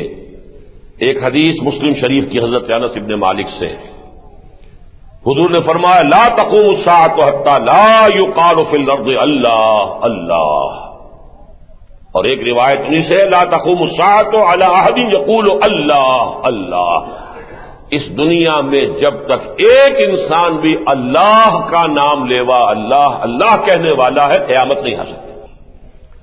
دوسری حدیث مسلم کی روایت ہی ہے حضرت عبداللہ ابن مسعود سے لا تقوم الساعة الا على شرار الخلق ساعہ کھڑی نہیں ہوگی. اب دیکھیے ان دونوں حدیثوں میں ساعہ کا لفظ آیا، قیامت کا نہیں آیا ہے. اس کی وضاحت میں کر چکا ہوں. نفخہ اولیٰ کے بعد ساعت ہے، نفخہ ثانیہ کے بعد پھر وہ بے ہوشی ہے، اور نفخہ ثالثہ کے بعد قیامت ہے. فَإِذَا هُمْ قِيَامٌ يَنظُرُونَ. لیکن اس سے پہلے ایک دور آئے گا کہ پوری دنیا میں ایمان، اسلام کا، نیکی کا، خیر کا، بھلائی کا کوئی ذرہ نہیں رہے گا، کفر اور شرک ہو. اس سے پہلے دور آئے گا جبکہ پوری دنیا پر اللہ کا دین غالب ہو جائے گا. ان حدیثوں میں آج نہیں جا رہا، اس لیے کہ وہ نعمان ابن بشیر کی حدیث بارہا سنا چکا ہوں، حضرت ثوبان کی روایت بارہا بیان کر چکا ہوں. ان احادیث پر مشتمل ہم نے کتاب سے تقسیم کیے ہیں، پھیلائے ہیں، عام کیے ہیں، کیلنڈر بنائے، سب کچھ کیا. حضرت ثوبان کی روایت مسلم شریف کی کہ حضور نے فرمایا کہ اللہ تعالیٰ نے مجھے پوری زمین دکھا دی، سکیڑ کر، لپیٹ کر، یہاں تک کہ میں نے سارے مشرق بھی دیکھ لیے، سارے مغرب بھی دیکھ لیے، اور میری امت کی حکومت ان تمام علاقوں پر قائم ہو کر رہے گی کہ جو مجھے دکھا دیے گئے. حضرت مقداد بن الاسود کی روایت کہ اس روئے ارضی پر ایک گھر بھی نہیں بچے گا اور ایک خیمہ بھی باقی نہیں رہے گا جس میں اللہ کا دین داخل نہ ہو جائے. یہ روایتیں ہیں نا. تو اس سے پہلے یہ دور آئے گا. ان تین روایتوں کا میں نے صرف حوالہ دیا، تذکرہ نہیں کر رہا. اب ان دونوں کو جوڑنے والی روایت سن لیجئے. یہ ام المومنین حضرت عائشہ صدیقہ رضی اللہ تعالی عنہا سے، حضرت عائشہ سے فرماتی ہے کہ حضور صلی اللہ علیہ وسلم نے ارشاد فرمایا لا يذهب الليل والنهار حتى يعبد اللات والعزى.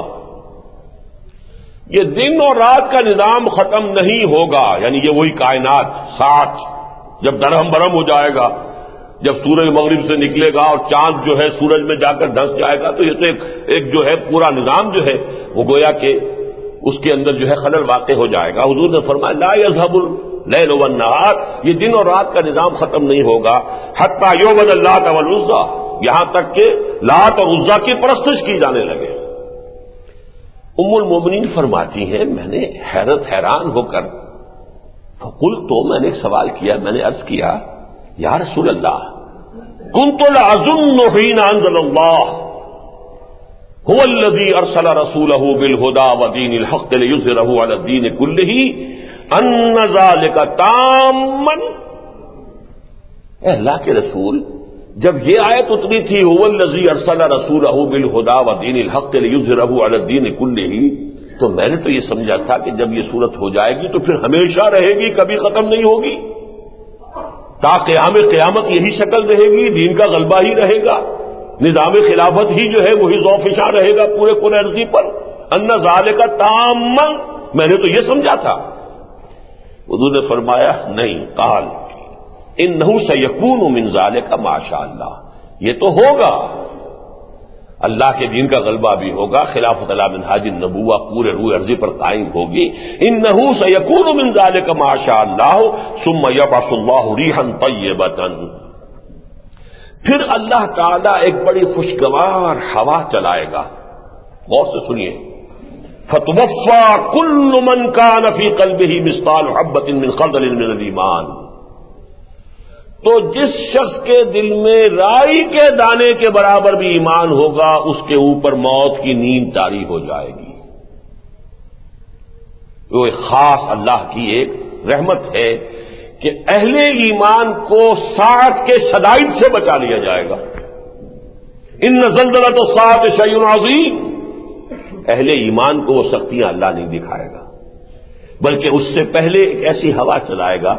بلکہ بعض احادیث میں آتا ہے کہ کوئی شخص، کوئی صاحب ایمان اگر کسی کھو میں جا کر چھپ گیا، وہاں پر بھی یہ جو ہے یہ ہوا جو ہے پہنچ جائے گی. انہ سیکون من ذلک ما شاء اللہ ثم یبعث اللہ ریحا طیبۃ فتوفى كل من كان في قلبه مثقال حبة من خردل من ایمان فیبقى من لا خیر فیہ، پھر دنیا میں صرف وہی لوگ رہ جائیں گے جن میں کوئی خیر سرے سے نہیں ہوگا. فیرجعون الی دین آبائہم، اور وہ اپنے آباء و اجداد کے دین کی طرف پلٹ جائیں گے. کوئی آگ کو پوجنے لگے گا، کوئی جو ہے وہ لات اور عزیٰ کو پوجنے لگے گا. تو یہ ہے وہ دور. اب نوٹ کر لیجئے اس کو. ساعہ، اس سے پہلے تمام اہل ایمان کے ختم ہو جانے کے بعد ایک دور ایسا کہ اس میں صرف کافر اور مشرک رہ جائیں گے جن پر ساعت قائم ہوگی. اس سے پہلے دین حق کا غلبہ، لیظہرہ علی الدین کلہ، عالمی خلافت علی منہاج النبوہ۔ لیکن اس سے پہلے جو ہونا ہے اب یہ ہے جو تلخ باب ہے، جو اب یوں سمجھ لیجئے جس دور کی چوکھٹ پر ہم پہنچ چکے ہیں۔ ہر مکان کی ایک دہلیز ہوا کرتی تھی، مکان میں داخل ہونے سے پہلے آپ دہلیز میں جاتے تھے۔ اچھی طرح سن لیجئے میری بات، اس دور کی دہلیز تک آج نوع انسانی پہنچ چکی ہے۔ وہ دور ہے کہ جو حدیث کی کتابوں میں ان ابواب میں کتاب الفتن، کتاب الملاحم، الملحمۃ العظمی، نوع انسانی کی تاریخ کی عظیم ترین جنگ، ظہور مہدی، نزول عیسیٰ، خروج دجال، یاجوج و ماجوج، یہ ساری چیزیں جن کی کہ خبریں دی گئی ہیں، یہ ساری کی ساری چیزیں اس دور سے متعلق ہیں۔ چنانچہ اس میں خاص طور پہ دجال کے بارے میں دو حدیثیں سن لیجئے۔ ان تمام فتنوں میں سب سے بڑا فتنہ دجال کا ہے۔ عن عمران بن حسین رضی اللہ تعالی عنہ قال سمعت رسول اللہ صلی اللہ علیہ وسلم یقول ما بین خلق آدم الی قیام الساعۃ امر اکبر من الدجال۔ اب یہ صحیحین میں سے ایک صحیح مسلم کی روایت ہے۔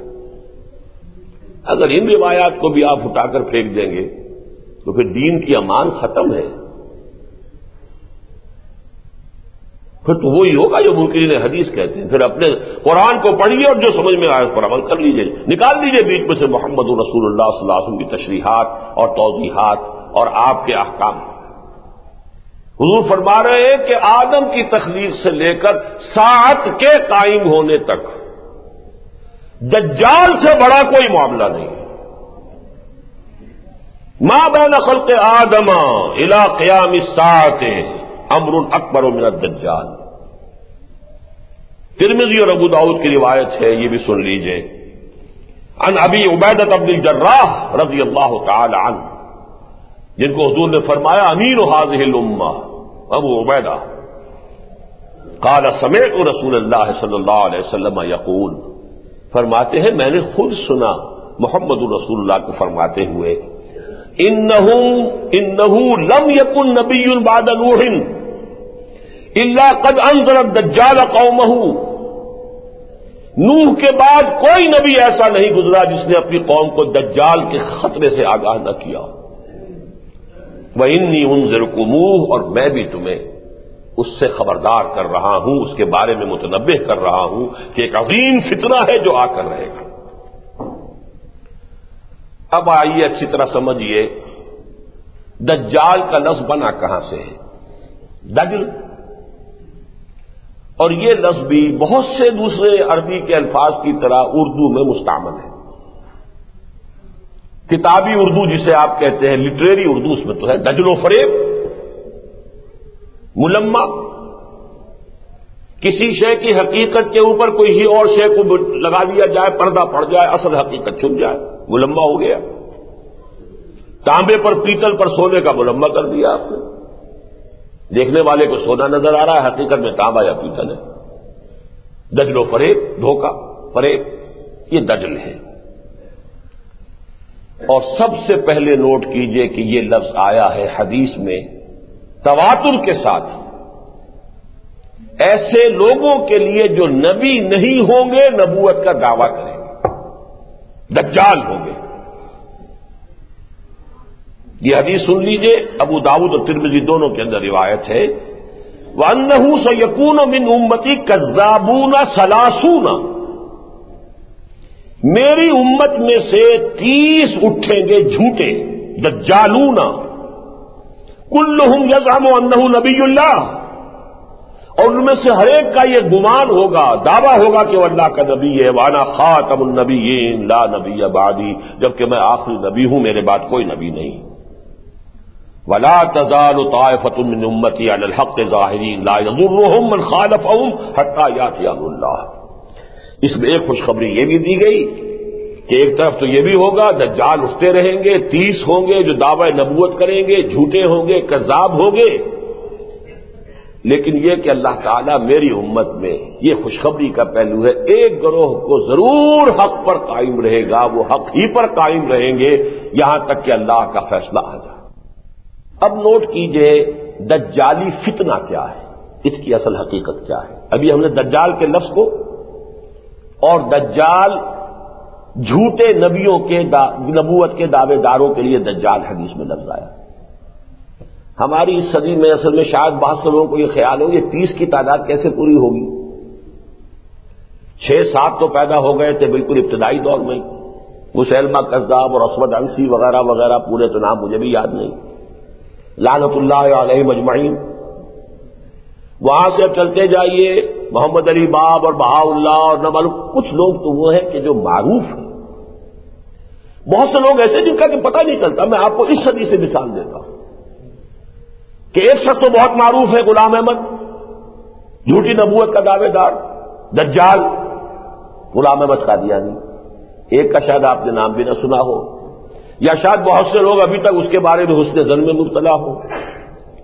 رشاد خلیفہ جو ویسے تو مصر کا رہنے والا تھا، لیکن یہ کہ وہ آباد تھا اب امریکہ میں، 19 کے عدد کے حوالے سے اس نے ایک زمانے میں بڑا تہلکہ مچا دیا۔ کمپیوٹر نے قرآن کی حقانیت کا ثبوت دے دیا۔ 19 کا عدد جو ہے وہ قرآن مجید کی کنجی ہے۔ 19 کا عدد جو ہے وہ پڑھا ہوگا آپ نے، میرا خیال ہے بہت سے لوگوں کی نگاہ سے گزرا ہوگا۔ بہت سے لوگوں نے جو ضعیف الاعتقاد ہوتے ہیں اس کو بڑی اہمیت دی، اگرچہ اس میں جزوی طور پر حقیقت ہے۔ یہ اچھی طرح جان لیجئے، میں نے بارہا بیان کیا ہے، کوئی کفر ایسا نہیں ہے، کوئی شر ایسا نہیں ہے کہ جس میں کوئی نہ کوئی پہلو خیر کا، کوئی نہ کوئی صحت کا پہلو نہ ہو، کوئی نظریہ ایسا نہیں ہو سکتا، اس لیے کہ باطل محض کا تو وجود ہی کوئی نہیں، لہذا کچھ نہ کچھ تو حقیقت ہوتی ہے، کچھ نہ کچھ حقیقت تو مارکس کے فلسفے میں بھی ہے، کچھ نہ کچھ حقیقت جو ہے ڈارون کے فلسفے میں بھی ہے، کچھ نہ کچھ حقیقت جو ہے وہ فرائڈ کے فلسفے میں بھی ہے، لیکن اصل مسئلہ ہوتا ہے جب اسے کل بنا لیں۔ اس شخص نے 19 کے عدد کے حوالے سے، چونکہ یہ بہائی تھا، بعد میں معلوم ہوا لوگوں کو کہ بہائی تھا، لیکن بہائی اور ان کے ہاں 19 کا عدد جو ہے بڑا متبرک ہے، اس نے 19 کے حوالے سے بات شروع کی۔ کچھ عرصے کے بعد وہی جو میں نے غلام احمد قادیانی کے بارے میں شروع میں کہا تھا کہ جیسے جیسے نشہ چڑھنا شروع ہوتا ہے، اب جب لوگوں کے اندر پذیرائی ہوئی کہ 19 کا ہنسا اور 19 جو ہے اور یہ کمپیوٹر اور میتھمیٹکس نے قرآن کی حقانیت ثابت کر دی، دس از دی کی ورڈ، کی فگر آف قرآن، اب جو نشہ چڑھنا شروع ہوا، اس نے دعویٰ کیا کہ سورہ توبہ کی آخری 2 آیتیں قرآن کی نہیں ہیں، الحاقی ہیں، اس لیے کہ وہ 19 کے عدد میں فٹ نہیں بیٹھ رہی، لہذا 19 کا عدد اپنی جگہ رہے گا، جو اس میں فٹ نہیں بیٹھے گا وہ کاٹ دیا جائے گا۔ اس کے بعد نشہ اور چڑھا، اس نے نبوت کا دعویٰ کیا، پھر کسی مسلمان نے اس کو قتل کر دیا۔ آپ میں سے اکثر کے لوگوں کو یہ معلوم بھی نہیں ہوگا کہ اس نے نبوت کا دعویٰ کیا، وہ قتل بھی کیا تھا، وہ کیفر کردار کو پہنچ بھی چکا ہے۔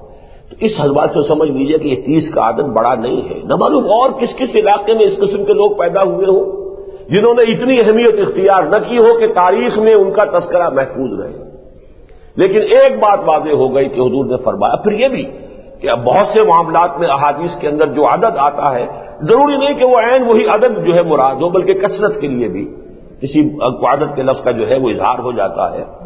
تو انہ سیکون من امتی کذابون دجالون ثلاثون کلہم یزعم انہ نبی اللہ، یہ نبوت کا دعویٰ کرنے والے دجال 30 یا بہت کثیر تعداد میں ہوں گے۔ لیکن اب جیسا کہ میں نے عرض کیا، یہ اصل دجالی فتنہ کہتے کسے؟ دجالی فتنہ، عمومی فتنہ دجال کیا ہے؟ خلافت الہی کی بگڑی ہوئی شکل ہے۔ یہ میں نے جو جمعہ ہم نے ادا کیا تھا مینار پاکستان کے سائے میں، وہاں جو تقریر کی تھی شام کو، جمعے کی شام کو، خلافت کی حقیقت، سورہ بقرہ کے 4تھے رکوع میں یہ بات واضح کی گئی ہے۔ اللہ تعالیٰ نے آدم کو پیدا کیا خلیفۃ الارض، خلیفۃ اللہ فی الارض، انی جاعل فی الارض خلیفہ، اور اس کے ضمن میں اسے ایک علم عطا کیا گیا، علم آدم الاسماء کلھا، اللہ تعالیٰ نے آدم کو سارے اسماء سکھا دی، سارے اسماء سکھا دی۔ قرآن مجید کے مشکل مقامات میں سے کہ اس سے مراد کیا ہے، تفصیل میں نہیں جاتا، لیکن میں ان لوگوں کی رائے سے اتفاق کرتا ہوں کہ جن کے نزدیک اس سے مراد ہے ساری فزیکل سائنسز کا علم۔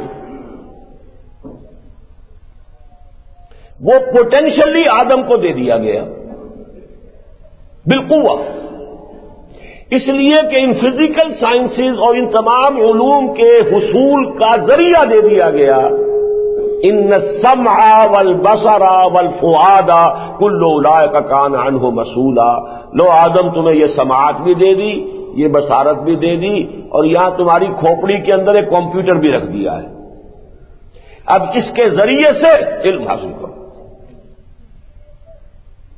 یہ علم ہے جو قدم بقدم بڑھتا چلا گیا،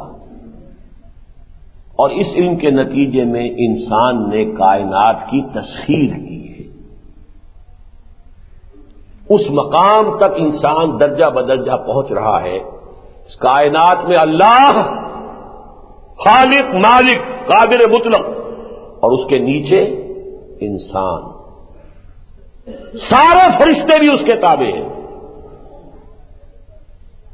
وَسَجَدَ الْمَلَائِكَةُ كُلُّهُمْ أَجْمَعُونَ، 6 مرتبہ 7 مرتبہ قرآن مجید میں یہ تذکرہ ہے۔ کیوں سجدہ کرایا؟ جب تسخیر کائنات، جب خلافت اس کو دے دی ہے تو جو ساری سول سروس ہے اس کے تابع ہوگی کہ نہیں ہوگی؟ اگر انگلستان سے لارڈ ویول کو وائس رائے بنا کر بھیجا گیا، یا لارڈ ماؤنٹ بیٹن کو وائس رائے بنا کر بھیجا گیا، یا لارڈ لنگسگو کو وائس رائے بنا کر بھیجا گیا، تو کیا مانی تھے؟ ہندوستان کی ساری ملٹری اینڈ سول جتنی مشینری ہے وہ اس کے تابع ہے۔ اس سے اوپر تو صرف ہز میجسٹیز گورنمنٹ ہے، یا ہر میجسٹیز گورنمنٹ ہے، ملکہ عالیہ یا شہنشاہ معظم کی حکومت اس سے بالا ہے، بس باقی ایک ایک انسان یہاں کا اس کے تابع ہے۔ یہی تھی نا خلافت، وائس ریجنسی۔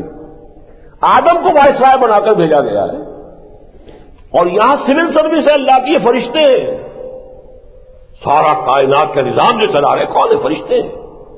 وما یعلم جنود ربک الا ھو، ان سب کو جھکا دیا گیا ہے، جھک جاؤ سجدہ کرو۔ وہ تسخیر کائنات ہے جو انسان درجہ بدرجہ کرتا ہوا آج کہاں پہنچ گیا ہے؟ چاند کو اپنے قدموں تلے رون چکا ہے۔ اس سے آگے کی تیاریاں ہیں، کہاں سے کہاں تک۔ علامہ اقبال نے جو نقشہ کھینچا ہے بڑا پیارا نقشہ ہے کہ عروج آدم خاکی سے انجم سہمے جاتے ہیں، کہ یہ ٹوٹا ہوا تارا مہ کامل نہ بن جائے۔ مہ کامل تک تو پہنچ گیا، اس سے آگے کہاں جائے گا انسان؟ اب دیکھیے میں آپ کو قرآن مجید میں، جیسا کہ میں نے اصول ہمیشہ بتایا ہے، اہم مضامین کم سے کم 2 جگہ ضرور آتے ہیں۔ 2 آیتیں سنا رہا ہوں آپ کو۔ الم تروا ان اللہ سخر لکم ما فی السماوات وما فی الارض۔ قرآن مجید جب کہتا ہے ما فی السماوات وما فی الارض، کل کائنات مراد ہوتی ہے، صرف زمین ہی مسخر نہیں کی گئی، جو کچھ آسمانوں میں ہے، فرشتوں کے لشکر کہاں ہیں؟ سب مسخر ہے۔ یہ ضرور ہے ایک پوٹینشیلٹی کو ایکچویلٹی بننے میں وقت لگتا ہے۔ آم کی گٹھلی سے آم کا درخت وجود میں آ جائے گا، لیکن وقت لگے گا۔ وہ سفر ہے جو آدم نے طے کیا ہے، لیکن مسخر تو کر دیا گیا، فرشتے تابع کر دیے گئے، کل کا کل علم عطا کر دیا گیا، اس کو حاصل کرنے کے ذرائع دے دیے گئے۔ ان السمع والبصر والفؤاد کل اولئک کان عنہ مسئولا۔ الم تروا ان اللہ سخر لکم ما فی السماوات وما فی الارض، سورہ لقمان کی آیت نمبر 20 ہے یہ۔ اور سورہ جاثیہ وسخر لکم ما فی السماوات وما فی الارض جمیعا منہ، اور اضافہ کر دیا تمہارے لیے ہم نے آسمانوں میں جو کچھ ہے، زمینوں میں جو کچھ ہے، وہ کل کا کل مسخر کر دیا ہے۔ یہ خلافت آدم ہے، تسخیر کائنات کی شکل میں جو بڑھتی چلی جا رہی ہے۔ اللہ نے اس کے ساتھ ایک بیلنسنگ فیکٹر دیا تھا۔ سورہ بقرہ کے 4 رکوع کے آخر میں اس کا ذکر ہے۔ دیکھو آدم، تمہیں ہم نے یہ سب کچھ دے دیا، لیکن ایسا نہ ہو کہ تمہارا دماغ پھر جائے، کوئی نشہ چڑھ جائے، بغاوت پر آمادہ ہو جاؤ۔ تو ہم نے ایک دوسرا سلسلہ بھی ہم جاری رکھیں گے، وہی کا سلسلہ جاری رکھیں گے۔ وَإِمَّا يَأْتِيَنَّكُم مِّنِّي هُدًى فَمَن تَبِعَ هُدَايَ فَلَا خَوْفٌ عَلَيْهِمْ وَلَا هُمْ يَحْزَنُونَ وَالَّذِينَ كَفَرُوا وَكَذَّبُوا بِآيَاتِنَا أُولَٰئِكَ أَصْحَابُ النَّارِ هُمْ فِيهَا خَالِدُونَ۔ وحی کا سلسلہ جاری رہے گا۔ جو کوئی بھی ہماری اس وحی کی ہدایت کے تابع رہیں گے، چلتے رہیں گے، چاہے تم آسمانوں پر پہنچ جاؤ، کوئی خرابی نہیں ہوگی۔ لیکن جیسے ہی آج سے تقریباً 300 سال قبل انسان نے وحی کی طرف سے اپنا رخ موڑ لیا، یورپ میں رینائسنس کے بعد ہی explosion of sciences and knowledge ہوا ہے۔ یہی تو 300 برس ہے جس میں انسان نے سارا کچھ حاصل کیا ہے۔ پہلے تو کیڑی کی چال چل رہا تھا آدم، یہ ایک دم جو دوڑا ہے تو یہ تو یہی 200-250 برس ہے، ایک کے بعد ایک، ایک کے بعد ایک، ایک سے ایک نئی ایجاد، نئی سے نئی اختراع، نئی سے نئی جو ہے وہ انکشافات پے بپے ہوتے چلے گئے، ایکسپلوژن۔ بدقسمتی سے اسی موقع پر ہدایت آسمانی سے آنکھ بند کر لی۔ اللہ نے 2 آنکھیں دی تھی، ایک آنکھ تھی وہ علم اسماء کی، ایک آنکھ دی تھی وحی کی، ایک آنکھ بند کر دی۔ وہیں سے یہ کانی دجالی تہذیب شروع ہو گئی۔ اب جتنا کچھ تم نے حاصل کیا یہ تمہاری تباہی اور بربادی کا ذریعہ بنے گا۔ کتنے کتنے ریسورسز آف فوڈ انسان نے دریافت کر لیے، لیکن بھوک ختم نہیں ہوگی۔ ایک بڑی تعداد انسانوں کی، انہیں 2 اسکوائر میلز جو ہے روزانہ نہیں ملیں گے، اس لیے کہ ہدایت سے محروم ہے انسان۔ سائنسی ترقی، ٹیکنالوجی، ایجادات آگے سے آگے بڑھتا چلا جا رہا ہے، ہدایت والا راستہ بند کر لیا۔ یک چشمی تہذیب ہے یہ۔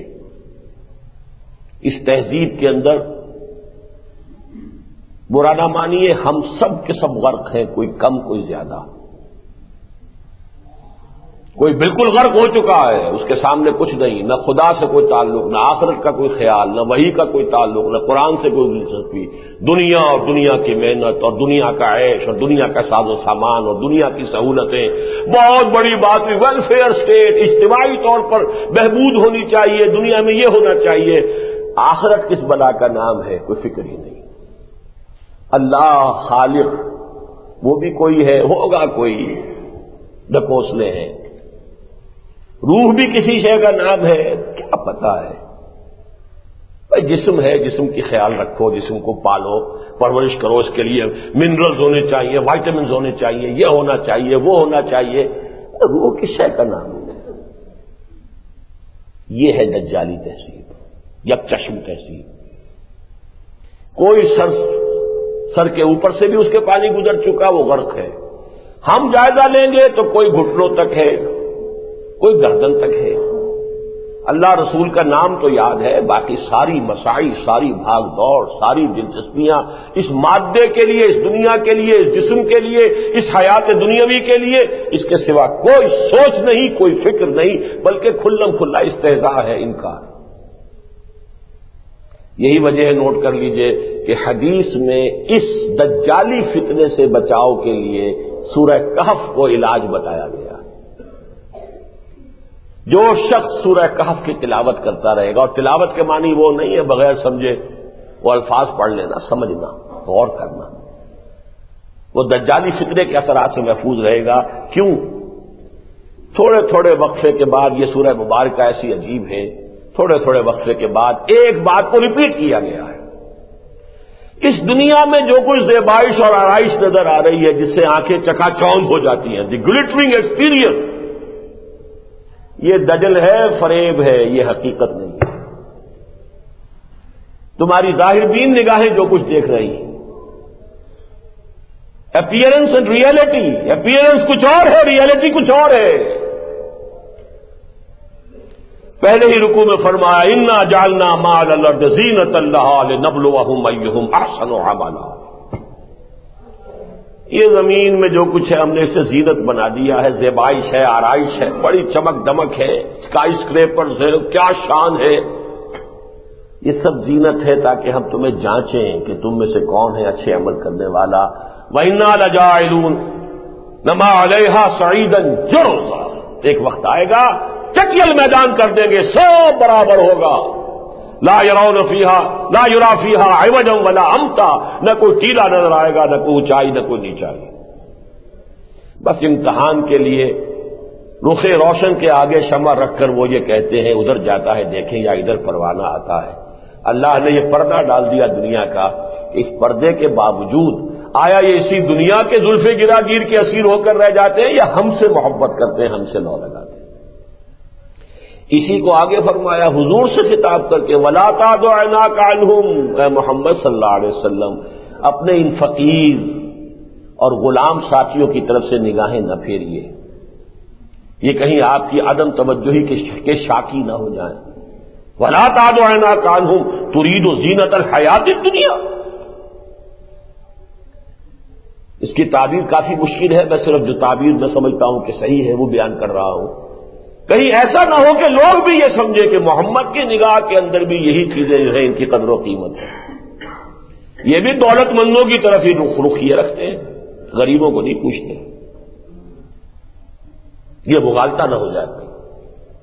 وَلَا تَعْدُ عَيْنَاكَ عَنْهُمْ تُرِيدُ زِينَةَ الْحَيَاةِ الدُّنْيَا، اور آگے چلیے المال والبنون زینۃ الحیات الدنیا والباقیات الصالحات خیر عند ربک ثوابا وخیر عملا، یہ اولاد اور یہ مال دولت، یہ مال و دولت دنیا، یہ رشتہ و پیوند خدا نے وہم و گما لا الہ الا اللہ، کوئی حقیقت نہیں ہے، باقی رہنے والے تو تمہارے نیک اعمال ہیں اگر ہیں۔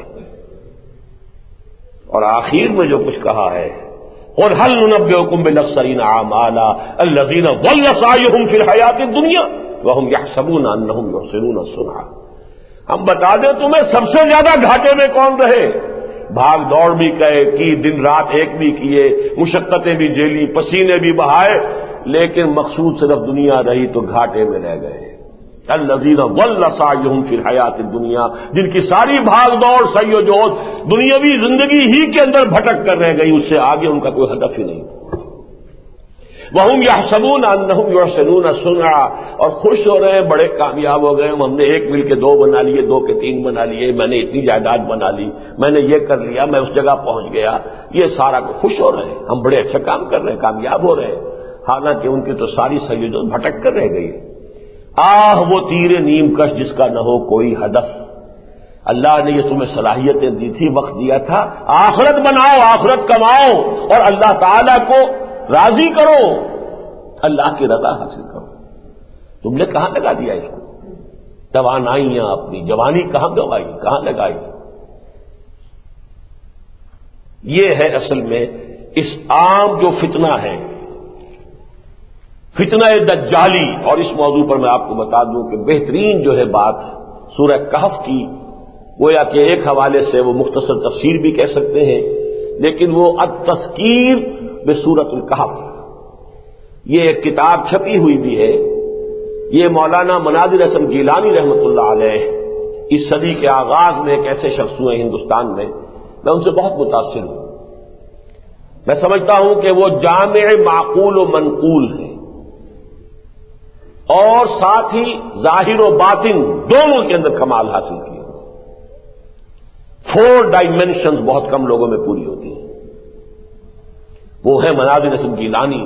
انہوں نے کبھی لکھے تھے یہ مضامین، یہ چھپے تھے سلسلے وار، الفرقان جو لکھنؤ سے چھپتا تھا پرچہ، لیکن اب یہ کتابی شکل میں شائع شدہ مل جاتے ہیں۔ میرے پاس جو نسخہ ہے وہ حیدرآباد دکن کا چھپا ہوا ہے، یہ کہ اگر آپ تلاش کریں گے مل جائے گا کہ سورہ کہف کے مضامین کا اس دجالی تہذیب کے ساتھ کیا تعلق ہے۔ یہ تہذیب جو مذہب کے اعتبار سے عیسائی تہذیب تھی، یہ تہذیب کے جس کے نتیجے میں انسان نے مذہب کو کھڈے لائن لگا کر اور ساری توجہ جو ہے وہ لگا دی ہے سائنس پر اور ٹیکنالوجی پر اور اختراعات پر، انکشافات پر، ایجادات پر۔ نتیجہ کیا ہے کہ ایک آنکھ چوپٹ کھلی ہے، ایک آنکھ بند ہے۔ یہ یک چشمی تہذیب بحیثیت مجموعی دجالی فتنہ ہے۔ لیکن آگے چلیے، احادیث سے معلوم ہوتا ہے اس دجالی تہذیب کا ایک کلائمیکس بھی آنے والا ہے، ایک شخص معین کی شکل میں۔ وہ انسان ہوگا یا کوئی جن ہوگا، کوئی شیطان ہوگا، کیا ہوگا، اس سے میں بحث نہیں کر رہا۔ اچھی طرح نوٹ کر لیں کہ جیسے ایک اور شخصیت ہے جو سورہ کہف ہی کے اندر جس کا تذکرہ ہوا ہے، عام طور پر جنہیں حضرت خضر کہہ دیا جاتا ہے، حضرت موسیٰ علیہ السلام کا جو معاملہ ہوا اس میں بھی یہی بتایا گیا تھا نا کہ کسی معاملے کا ظاہر اور ہے، باطن اور ہے۔ کشتی ٹوٹ گئی، وہ بیچارے جو تھے جو کشتی ہی سے اپنے روزی کماتے تھے، انہوں نے سمجھا ہوگا ہم پر قیامت آ گئی۔ انہیں کیا پتا تھا کہ اسی وجہ سے کشتی بچ جائے گی، ورنہ بادشاہ نے ضبط کر لینی تھی۔ بظاہر صدمے کی بات ہے، حقیقت میں رحمت خداوندی ہے۔ کسی کا نوجوان بیٹا فوت ہو گیا، وہ تو ماں باپ دھاڑے مار رہے ہوں گے، لیکن یہ کہ انہیں کیا پتا کہ یہ بیٹا سرکش ہونے والا تھا، تمہارے بڑھاپے میں سوہان روح بننے والا تھا۔ اللہ نے تم پر رحمت کی ہے کہ اسے چھین لیا ہے، اور اس کی جگہ تمہیں اللہ تعالیٰ ایک نیک اور صالح بیٹا دینے والا۔ کیا پتا، ہم تو ظاہر کو دیکھتے ہیں۔ وہ جو سفر حضرت موسیٰ کا ہوا ہے جس کا سورہ کہف میں تذکرہ ہے، وہ کون صاحب تھے جن کے پاس حضرت موسیٰ کو بھیجا گیا، جنہیں ہم حضرت خضر کہہ دیتے ہیں؟ کچھ لوگوں کا خیال ہے کہ وہ کوئی فرشتے ہیں، کچھ لوگوں کا خیال ہے کہ وہ اولیاء اللہ میں سے کسی ولی اللہ کو اللہ تعالیٰ نے لمبی زندگی دے دی ہے۔ بالکل اسی طرح سمجھیے دجال کا معاملہ ہے، وہ دجال اکبر جو آنے والا ہے، جس میں یہ دجالی تہذیب اپنے کلائمیکس کو پہنچے گی، اور وہ مرحلہ ہوگا جب کہ تمام کائنات کی قوتوں پر اس کا قبضہ ہو جائے گا۔ وہ کہے گا بارش برسے اور برسے گی، زمین کو حکم دے گا اپنے خزانے نکال دو، زمین نکال کے خزانے باہر پھینک دے گی، مردوں سے کہے گا اٹھو اور وہ اٹھ جائیں گے، زندہ ہو جائیں گے۔ یہ فتنہ آنے والا ہے، عظیم ترین فتنہ، اہل ایمان کے لیے سخت ترین آزمائش، بہت کم بچ سکیں گے۔ وہ دجال اکبر جو ہے وہ در حقیقت اس دجالی تہذیب کی کلمینیشن، اس کا کلائمیکس، اس کا نقطہ عروج۔ اب وہ انسان ہوگا، شیطان ہوگا، جن ہوگا، واللہ عالم۔ وہ کسی جزیرے میں مقید ہے، جیسے کہ حضرت تمیم داری، یہ ایک عیسائی تھے، ایمان لے آئے، صحابی ہیں رضی اللہ تعالی عنہ۔ انہوں نے آ کے حضور کو خبر دی کہ ہم کہیں سفر پر تھے، اور سمندری سفر پر تو ہمیں سمندر میں طوفان آیا، 1 مہینے تک لہریں ہمیں ادھر سے ادھر ہمارے ساتھ کھیلتی رہیں، پھر اچانک ایک جزیرے تک ہم پہنچ گئے۔ اس جزیرے میں ایک جانور نما عورت بھی ملی اور ایک دجال، اب وہ میں تفصیل میں نہیں جا سکتا، یہ احادیث کے اندر آپ پڑھ لیجئے، وہ وہاں مقید ہے، جکڑا ہوا ہے، اور اس نے خبریں دی کہ میں عنقریب خارج ہوں گا، مجھے اجازت ملے گی یہاں سے، اور پھر میں یہ فتنے جو ہے دنیا کے اندر پیدا کروں گا۔ ہو سکتا ہے کہ ایسا ہو، لیکن ایک بات مجھے بتائی ایک عالم دین نے، اور یہ بہت عمدہ بات ہے، کہ ملا علی قاری رحمہ اللہ نے یہ فرمایا ہے کہ یہ بھی عین ممکن ہے کہ یہ عالم مثال کا کوئی کشف انہیں ہوا، اس لیے کہ آج سب سے بڑا خیال یہ ہوتا ہے کہ آج کی دنیا میں تو سارے سمندر چھان مارے لوگوں نے، اب کون سا وہ جزیرہ رہ گیا کہ جہاں کوئی دجال جو ہے وہ مقید ہے؟ تو ہو سکتا ہے جیسے کہ ملا علی قاری کی رائے ہے، لیکن یہ کہ آیا وہ کوئی انسان ہے یا وہ کوئی جن ہے یا کوئی عالم کشف کے اندر یہ حقیقت دکھائی گئی یا کوئی عالم مادی کی شے ہے، ان سب کو چھوڑ دیجئے، لیکن جس چیز پر احادیث نبویہ بالکل متفق ہیں، جس کے اوپر کے ارتکاز ہوتا ہے کہ ایک شخص جو خدائی کا دعویٰ کرے گا اور اپنی پرستش کرائے گا، باقی دجالون نبوت کا دعویٰ کریں گے، اس کو فرق کو نوٹ کر لیجئے۔ وہ سلاسون کذابون جن کے بارے میں حضور نے فرمایا وہ جو دجال ہوں گے وہ نبوت کا دعویٰ کریں گے، جھوٹے مدعیان نبوت، جن میں اس صدی میں 2 میں نے آپ کو گنوا دیے، غلام احمد قادیانی اور خلیفہ رشاد بہائی، نبوت کا دعویٰ کیا اور قتل بھی ہو چکا۔ لیکن یہ دجال خدائی کا دعویٰ کرے گا، میں خدا ہوں، مجھے پوجو، اور بے شمار اہل ایمان جن کے ایمان مضبوط نہیں ہوں گے وہ کھڑے نہیں رہ سکیں گے۔ یہاں تک آیا ہے کہ ایک شخص ہے جس کے لیے سارے جانور مر گئے ہیں، کوئی دیہاتی ہے، وہ کہے گا میں تمہارے سارے جانور زندہ کر دوں تو مجھے خدا مانو گے؟ کہ مانوں گا، زندہ کر دے گا اور وہ اس کو مان لے گا، اس کے سامنے سجدے میں گر جائے گا۔ جسے کہے گا تمہارے آباء و اجداد کو زندہ کر کے لا کے کھڑا کر دوں تو مانو گے مجھے کہ میں خدا ہوں؟ اس کے بعد کوئی شیاطین کو لائے گا کہ جو اس کے آباء و اجداد کی شکل اختیار کر کے آ جائیں گے اور وہ شخص سجدے میں گر پڑے گا۔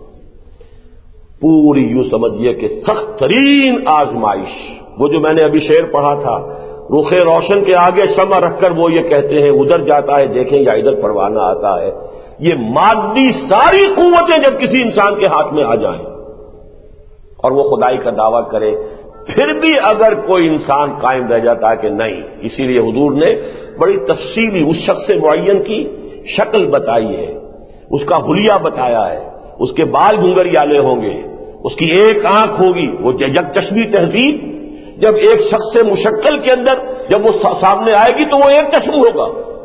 یہ سارے معاملات پوری آپ نے تفصیل بتائی ہے کہ اے مسلمانوں، اگر تو میرے زمانے میں اس کا خروج ہو گیا تو میں اس سے نبٹ لوں گا، لیکن اگر میرے بعد وہ آیا تو ظاہر بات ہے کہ پھر تم میں سے ہر ایک کو اس کا سامنا کرنا پڑے گا۔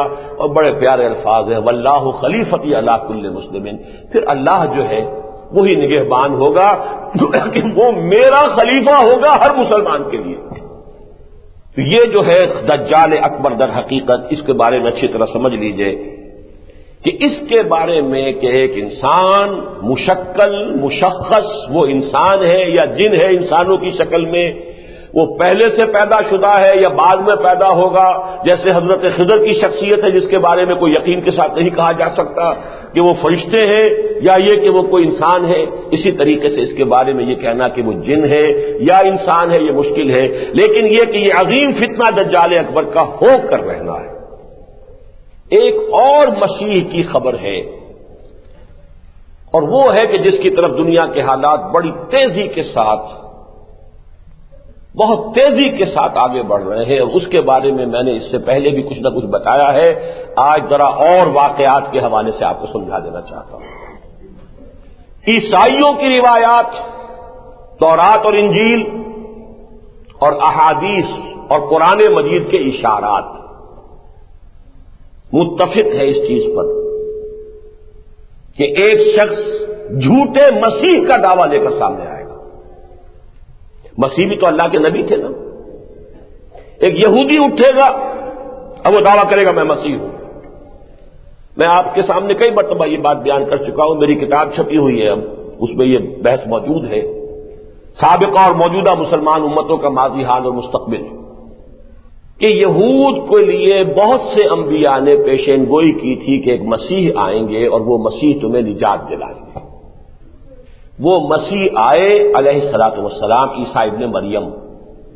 یہودیوں نے ان کو نہیں مانا، انہیں جادوگر قرار دیا، کافر قرار دیا، مرتد قرار دیا، واجب القتل قرار دیا اور اپنے بش پڑ کے سولی پر چڑھا دیا۔ یہ بات دوسری ہے کہ اللہ نے انہیں زندہ اٹھا لیا، لیکن نتیجہ کیا نکلا کہ ابھی ان کے ہاں ایک جگہ خالی ہے۔ وہ پروفیسیز جو تھیں، جیسے نبی میں نے کہا نبا سے بنا ہے، پروفٹ سے پروفیسی بنا ہے۔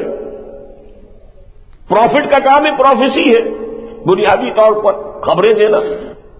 وہ پروفیسیز جو ہے وہ ابھی تک موجود ہیں۔ دی سچویشن از ویکنٹ، اور یہ میں آپ کو بتا چکا ہوں بہت تفصیل سے۔ یہود کی باسی کڑھی میں تقریباً 100 سال پہلے اباد آیا۔ 2000 سال سے وہ ڈسپرس تھے دنیا کے اندر، ڈایاسپورا جسے کہتے ہیں۔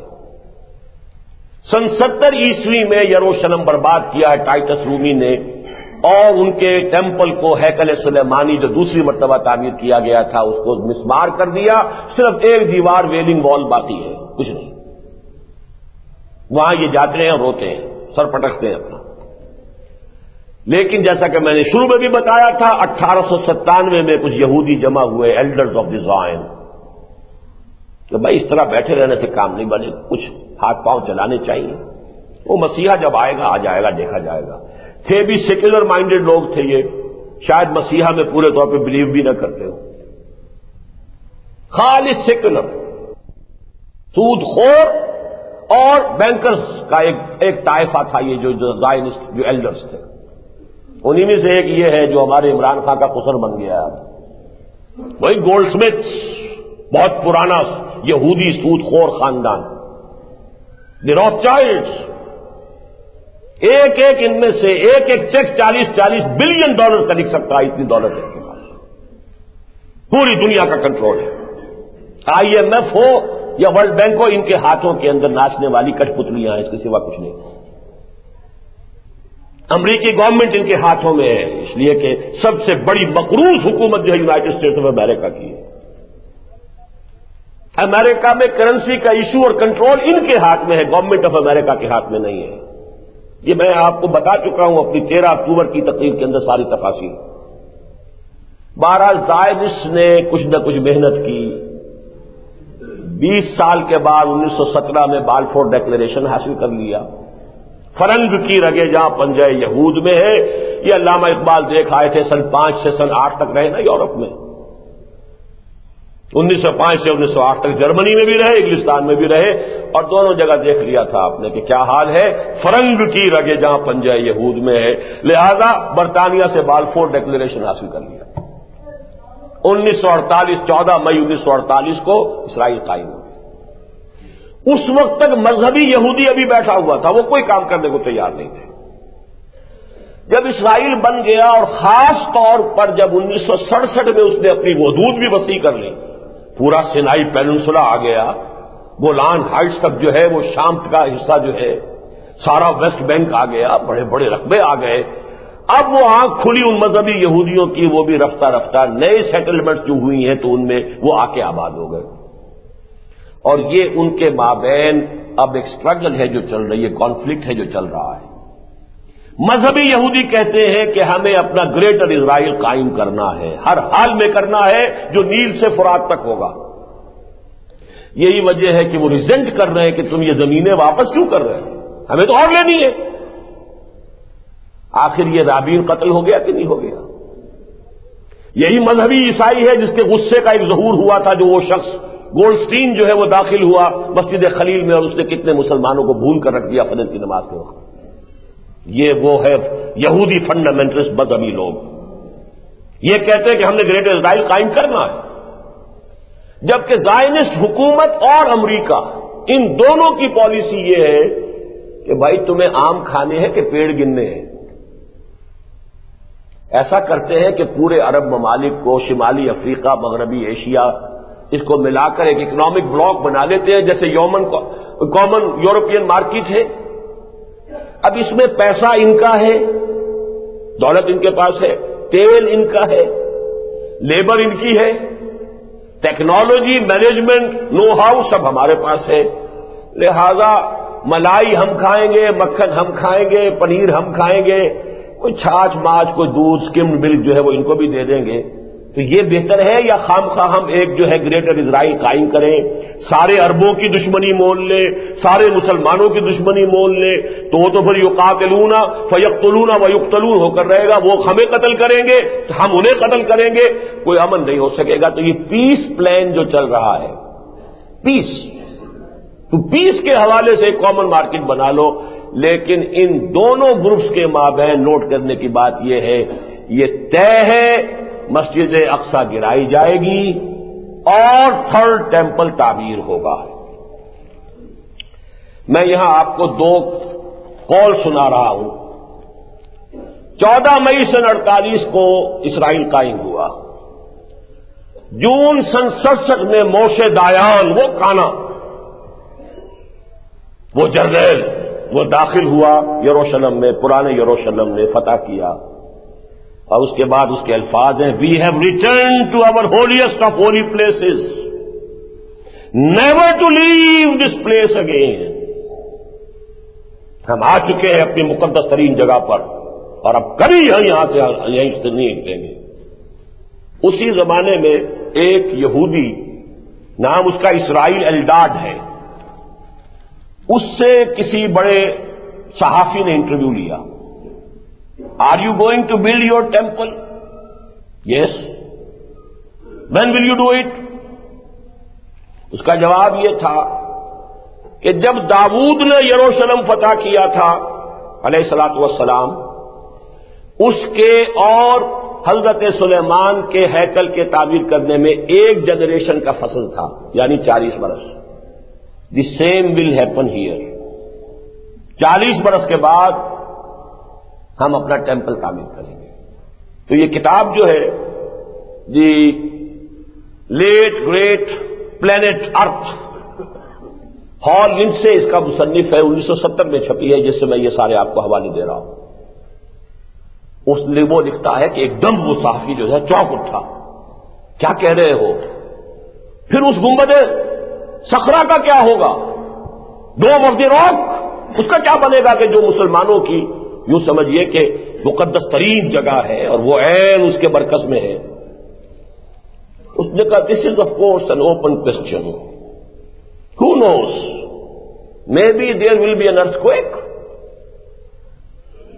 ہو سکتا ہے کوئی زلزلہ آئے اور مسجد قبا گر جائے، کوئی آرٹیفیشل زلزلہ بھی پیدا کیا جا سکتا ہے، کوئی بام وہاں پہ رکھا جا سکتا ہے، بام بلاسٹ۔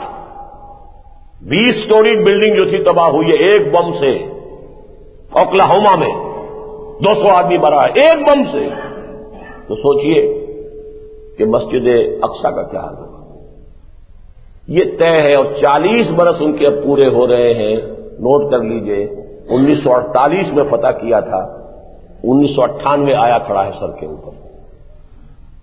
اور یہی رشوت ہے کہ جو زائنسٹ دے رہے ہیں یہودیوں کو کہ یروشلم کے معاملے میں ہم قطعاً کوئی کمزوری نہیں دکھائیں گے، یروشلم ہمارا ہے، اسرائیل کا پایہ تخت دارالخلافہ رہے گا، یہیں اب امریکہ کی ایمبیسی بھی شفٹ ہونے والی ہے، وہیں ویٹیکان کی ایمبیسی بھی جو ہے وہ بھی آ کر بننے والی ہے، یہ تو ہمارا ہے۔ اور یہاں پر اور اس کے بعد وہ سارا سلسلہ شروع ہو جائے گا جو احادیث کی کتابوں میں کتاب الفتن۔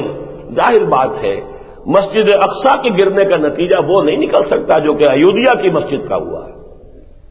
ایودھیا کی مسجد تو تھی، اور مسلمانوں نے ہند نے بہرحال اس کو کچھ نہ کچھ اپنا جذباتی ایشو بھی بنا لیا تھا، اور اس میں میں سمجھتا ہوں کہ انہوں نے ضرورت سے زیادہ معاملہ کر لیا تھا۔ غیر آباد پڑی تھی بہت عرصے سے، اس کی کوئی حیثیت نہیں تھی۔ پھر یہ کہ وہ کوئی ہمارے مقدس ترین مقامات میں سے نہیں تھی، بہرحال ایک مسجد تھی۔ مسجد اقصی تو ہمارا قبلہ ہے، اس حوالے سے نوٹ کر لیجیے۔ اس پر جو طوفان اٹھے گا وہی ہے کہ جس سے اصل میں وہ بھٹی گرم ہوگی، جس کا کچھ آثار اب آپ نے دیکھ لیے۔ سعودی عرب میں بھی بم بلاسٹ شروع ہو چکے ہیں، اور این امریکن بیس پر، اور 4 امریکی مرے ہیں۔ کیا قیامت وہ سعودی عرب کے اندر برپا کریں گے؟ یہاں 2 مرے تھے، اس کے بعد کیا ہوا ہے؟ ساری جو ہے وہاں کے کراچی کے معاملے میں آ کر بٹھا دیا ہے۔ اب وہی ان کی جو ہے ساری سیکرٹ سروس بھی آئی بیٹھی ہوئی ہے، ہمارے سارے معاملات کے اندر تحقیق و تفتیش کا معاملہ وہ اپنے ہاتھ میں لے چکے ہیں۔ یہ تو پاکستان ہے، پھر بھی سعودی عرب تو ویسے ان کے ہاتھوں میں ہے۔ یہ ہے وہ حالات کہ جس میں کوئی شخص اب کھڑا ہوگا اور کہے گا میں ہوں مسیح اور میں قائم کر کے رہوں۔ اس کے بعد وہ ملاحم کا سلسلہ، پھر عرب میں اللہ تعالیٰ کے فضل و کرم سے ایک شخصیت ظاہر ہوگی، حضرت فاطمہ رضی اللہ تعالی عنہا کی اولاد میں سے، حضرت حسن کے اسباب میں سے، اور پھر وہ عرب کے اندر وہ مدافعت کا کام، ریزسٹنس کا کام ان کے خلاف شروع کریں گے۔ ادھر سے پھر دجال نکلے گا یہودیوں کا سربراہ ہو کر، کہ جو نبوت کا دعویٰ کرے گا کہ مسیح ہونے کا، خدائی کا دعویٰ نہیں، وہ نبی ہونے کا دعویٰ کرے گا۔ وہ دجال اکبر جو ہے وہ قیامت کے بہت قریب کی نشانیوں میں سے ہے۔ یہ دجال جو ہے جو نہ مسیح ہونے کا دعویٰ کرے گا، یہ تو سمجھیے کہ چند سالوں کی بات ہے کہ آیا چاہتا ہے۔ اسی لیے اس کی بڑی تفصیلی خبریں احادیث کے اندر دی گئی ہیں۔ اگرچہ اس کے بعد جو کچھ ہونا ہے، مسلمانوں پر جو ستم ٹوٹیں گے، خاص طور پر عربوں پر، بڑے عجیب سے الفاظ آئے ہیں حضور کی ایک حدیث میں، ویل للعرب من شر قد اقترب۔ اقترب کا وہی لفظ ہے جو میں نے آج سورہ انبیاء کی پہلی آیت میں بھی، اقترب للناس حسابهم واقترب الوعد الحق ویل للعرب۔ عرب کے لیے بڑی ہلاکت ہے، بڑی بربادی ہے، بڑی تباہی ہے۔ من شر قد اقترب، اس شر سے کہ جو قریب آ چکا ہے۔ تو قیامت قریب آ چکی ہے اور قیامت سے پہلے یہ آنا ہے، سب سمجھ میں آ رہا ہے۔ اس لیے کہ یہودیوں کے ایجنٹ ہی تو آج ہمارے حکمران بنے بیٹھے ہیں، خاص طور پہ عالم عرب میں سب امریکہ کے ایجنٹ، اس کی کٹ پتلیاں۔ مسلمان اگر فنڈامنٹل مسلمان اٹھے گا، اس کی حمیت جوش مارے گی، اس کے اندر جو ہے احتجاج کرے گا، کیا ہوگا؟ سب سے پہلے تو یہی ختم کریں گے، یہی شاہ فہد ہوں گے، ان کی فوجیں ہوں گی، حسنی مبارک ہوں گے، ان کی فوجیں ہوں گی، اور حافظ الاسد ہوں گے، ان کی فوجیں ہوں گی۔ اب اس لسٹ میں اضافہ اور ہو گیا ہے کہ آپ کے یاسر عرفات ہوں گے، ان کی فوجیں ہوں گی۔ یاسر عرفات صاحب جو ہے فلسطین سے بھاگ گئے، اس لیے کہ اندیشہ ہے، انہیں کہہ دیا گیا کہ اب جو فلسطینی لیڈر جو ہیں یہ پی ایل او کے ایک جگہ جمع نہ ہو، اس لیے کہ خطرہ ہے۔ جیسے وہاں ادھر یہودی جو ہے فنڈامنٹلسٹ وہ جاگ چکا ہے، تو ظاہر بات ہے مسلمان فنڈامنٹلسٹ تو پہلے سے ایکٹیو ہے۔ حماس بھی ہے، حرکت الجہاد بھی ہے، جن کے بہت بڑے لیڈر شقاقی جو ہیں وہ ابھی حال ہی میں شہید ہوئے ہیں۔ بہرحال اس کا جو بھی آنا ہے مسلمانوں پر عذاب، وہ تو آنا ہے، بالخصوص عرب پر، ویل للعرب من شر قد اقترب۔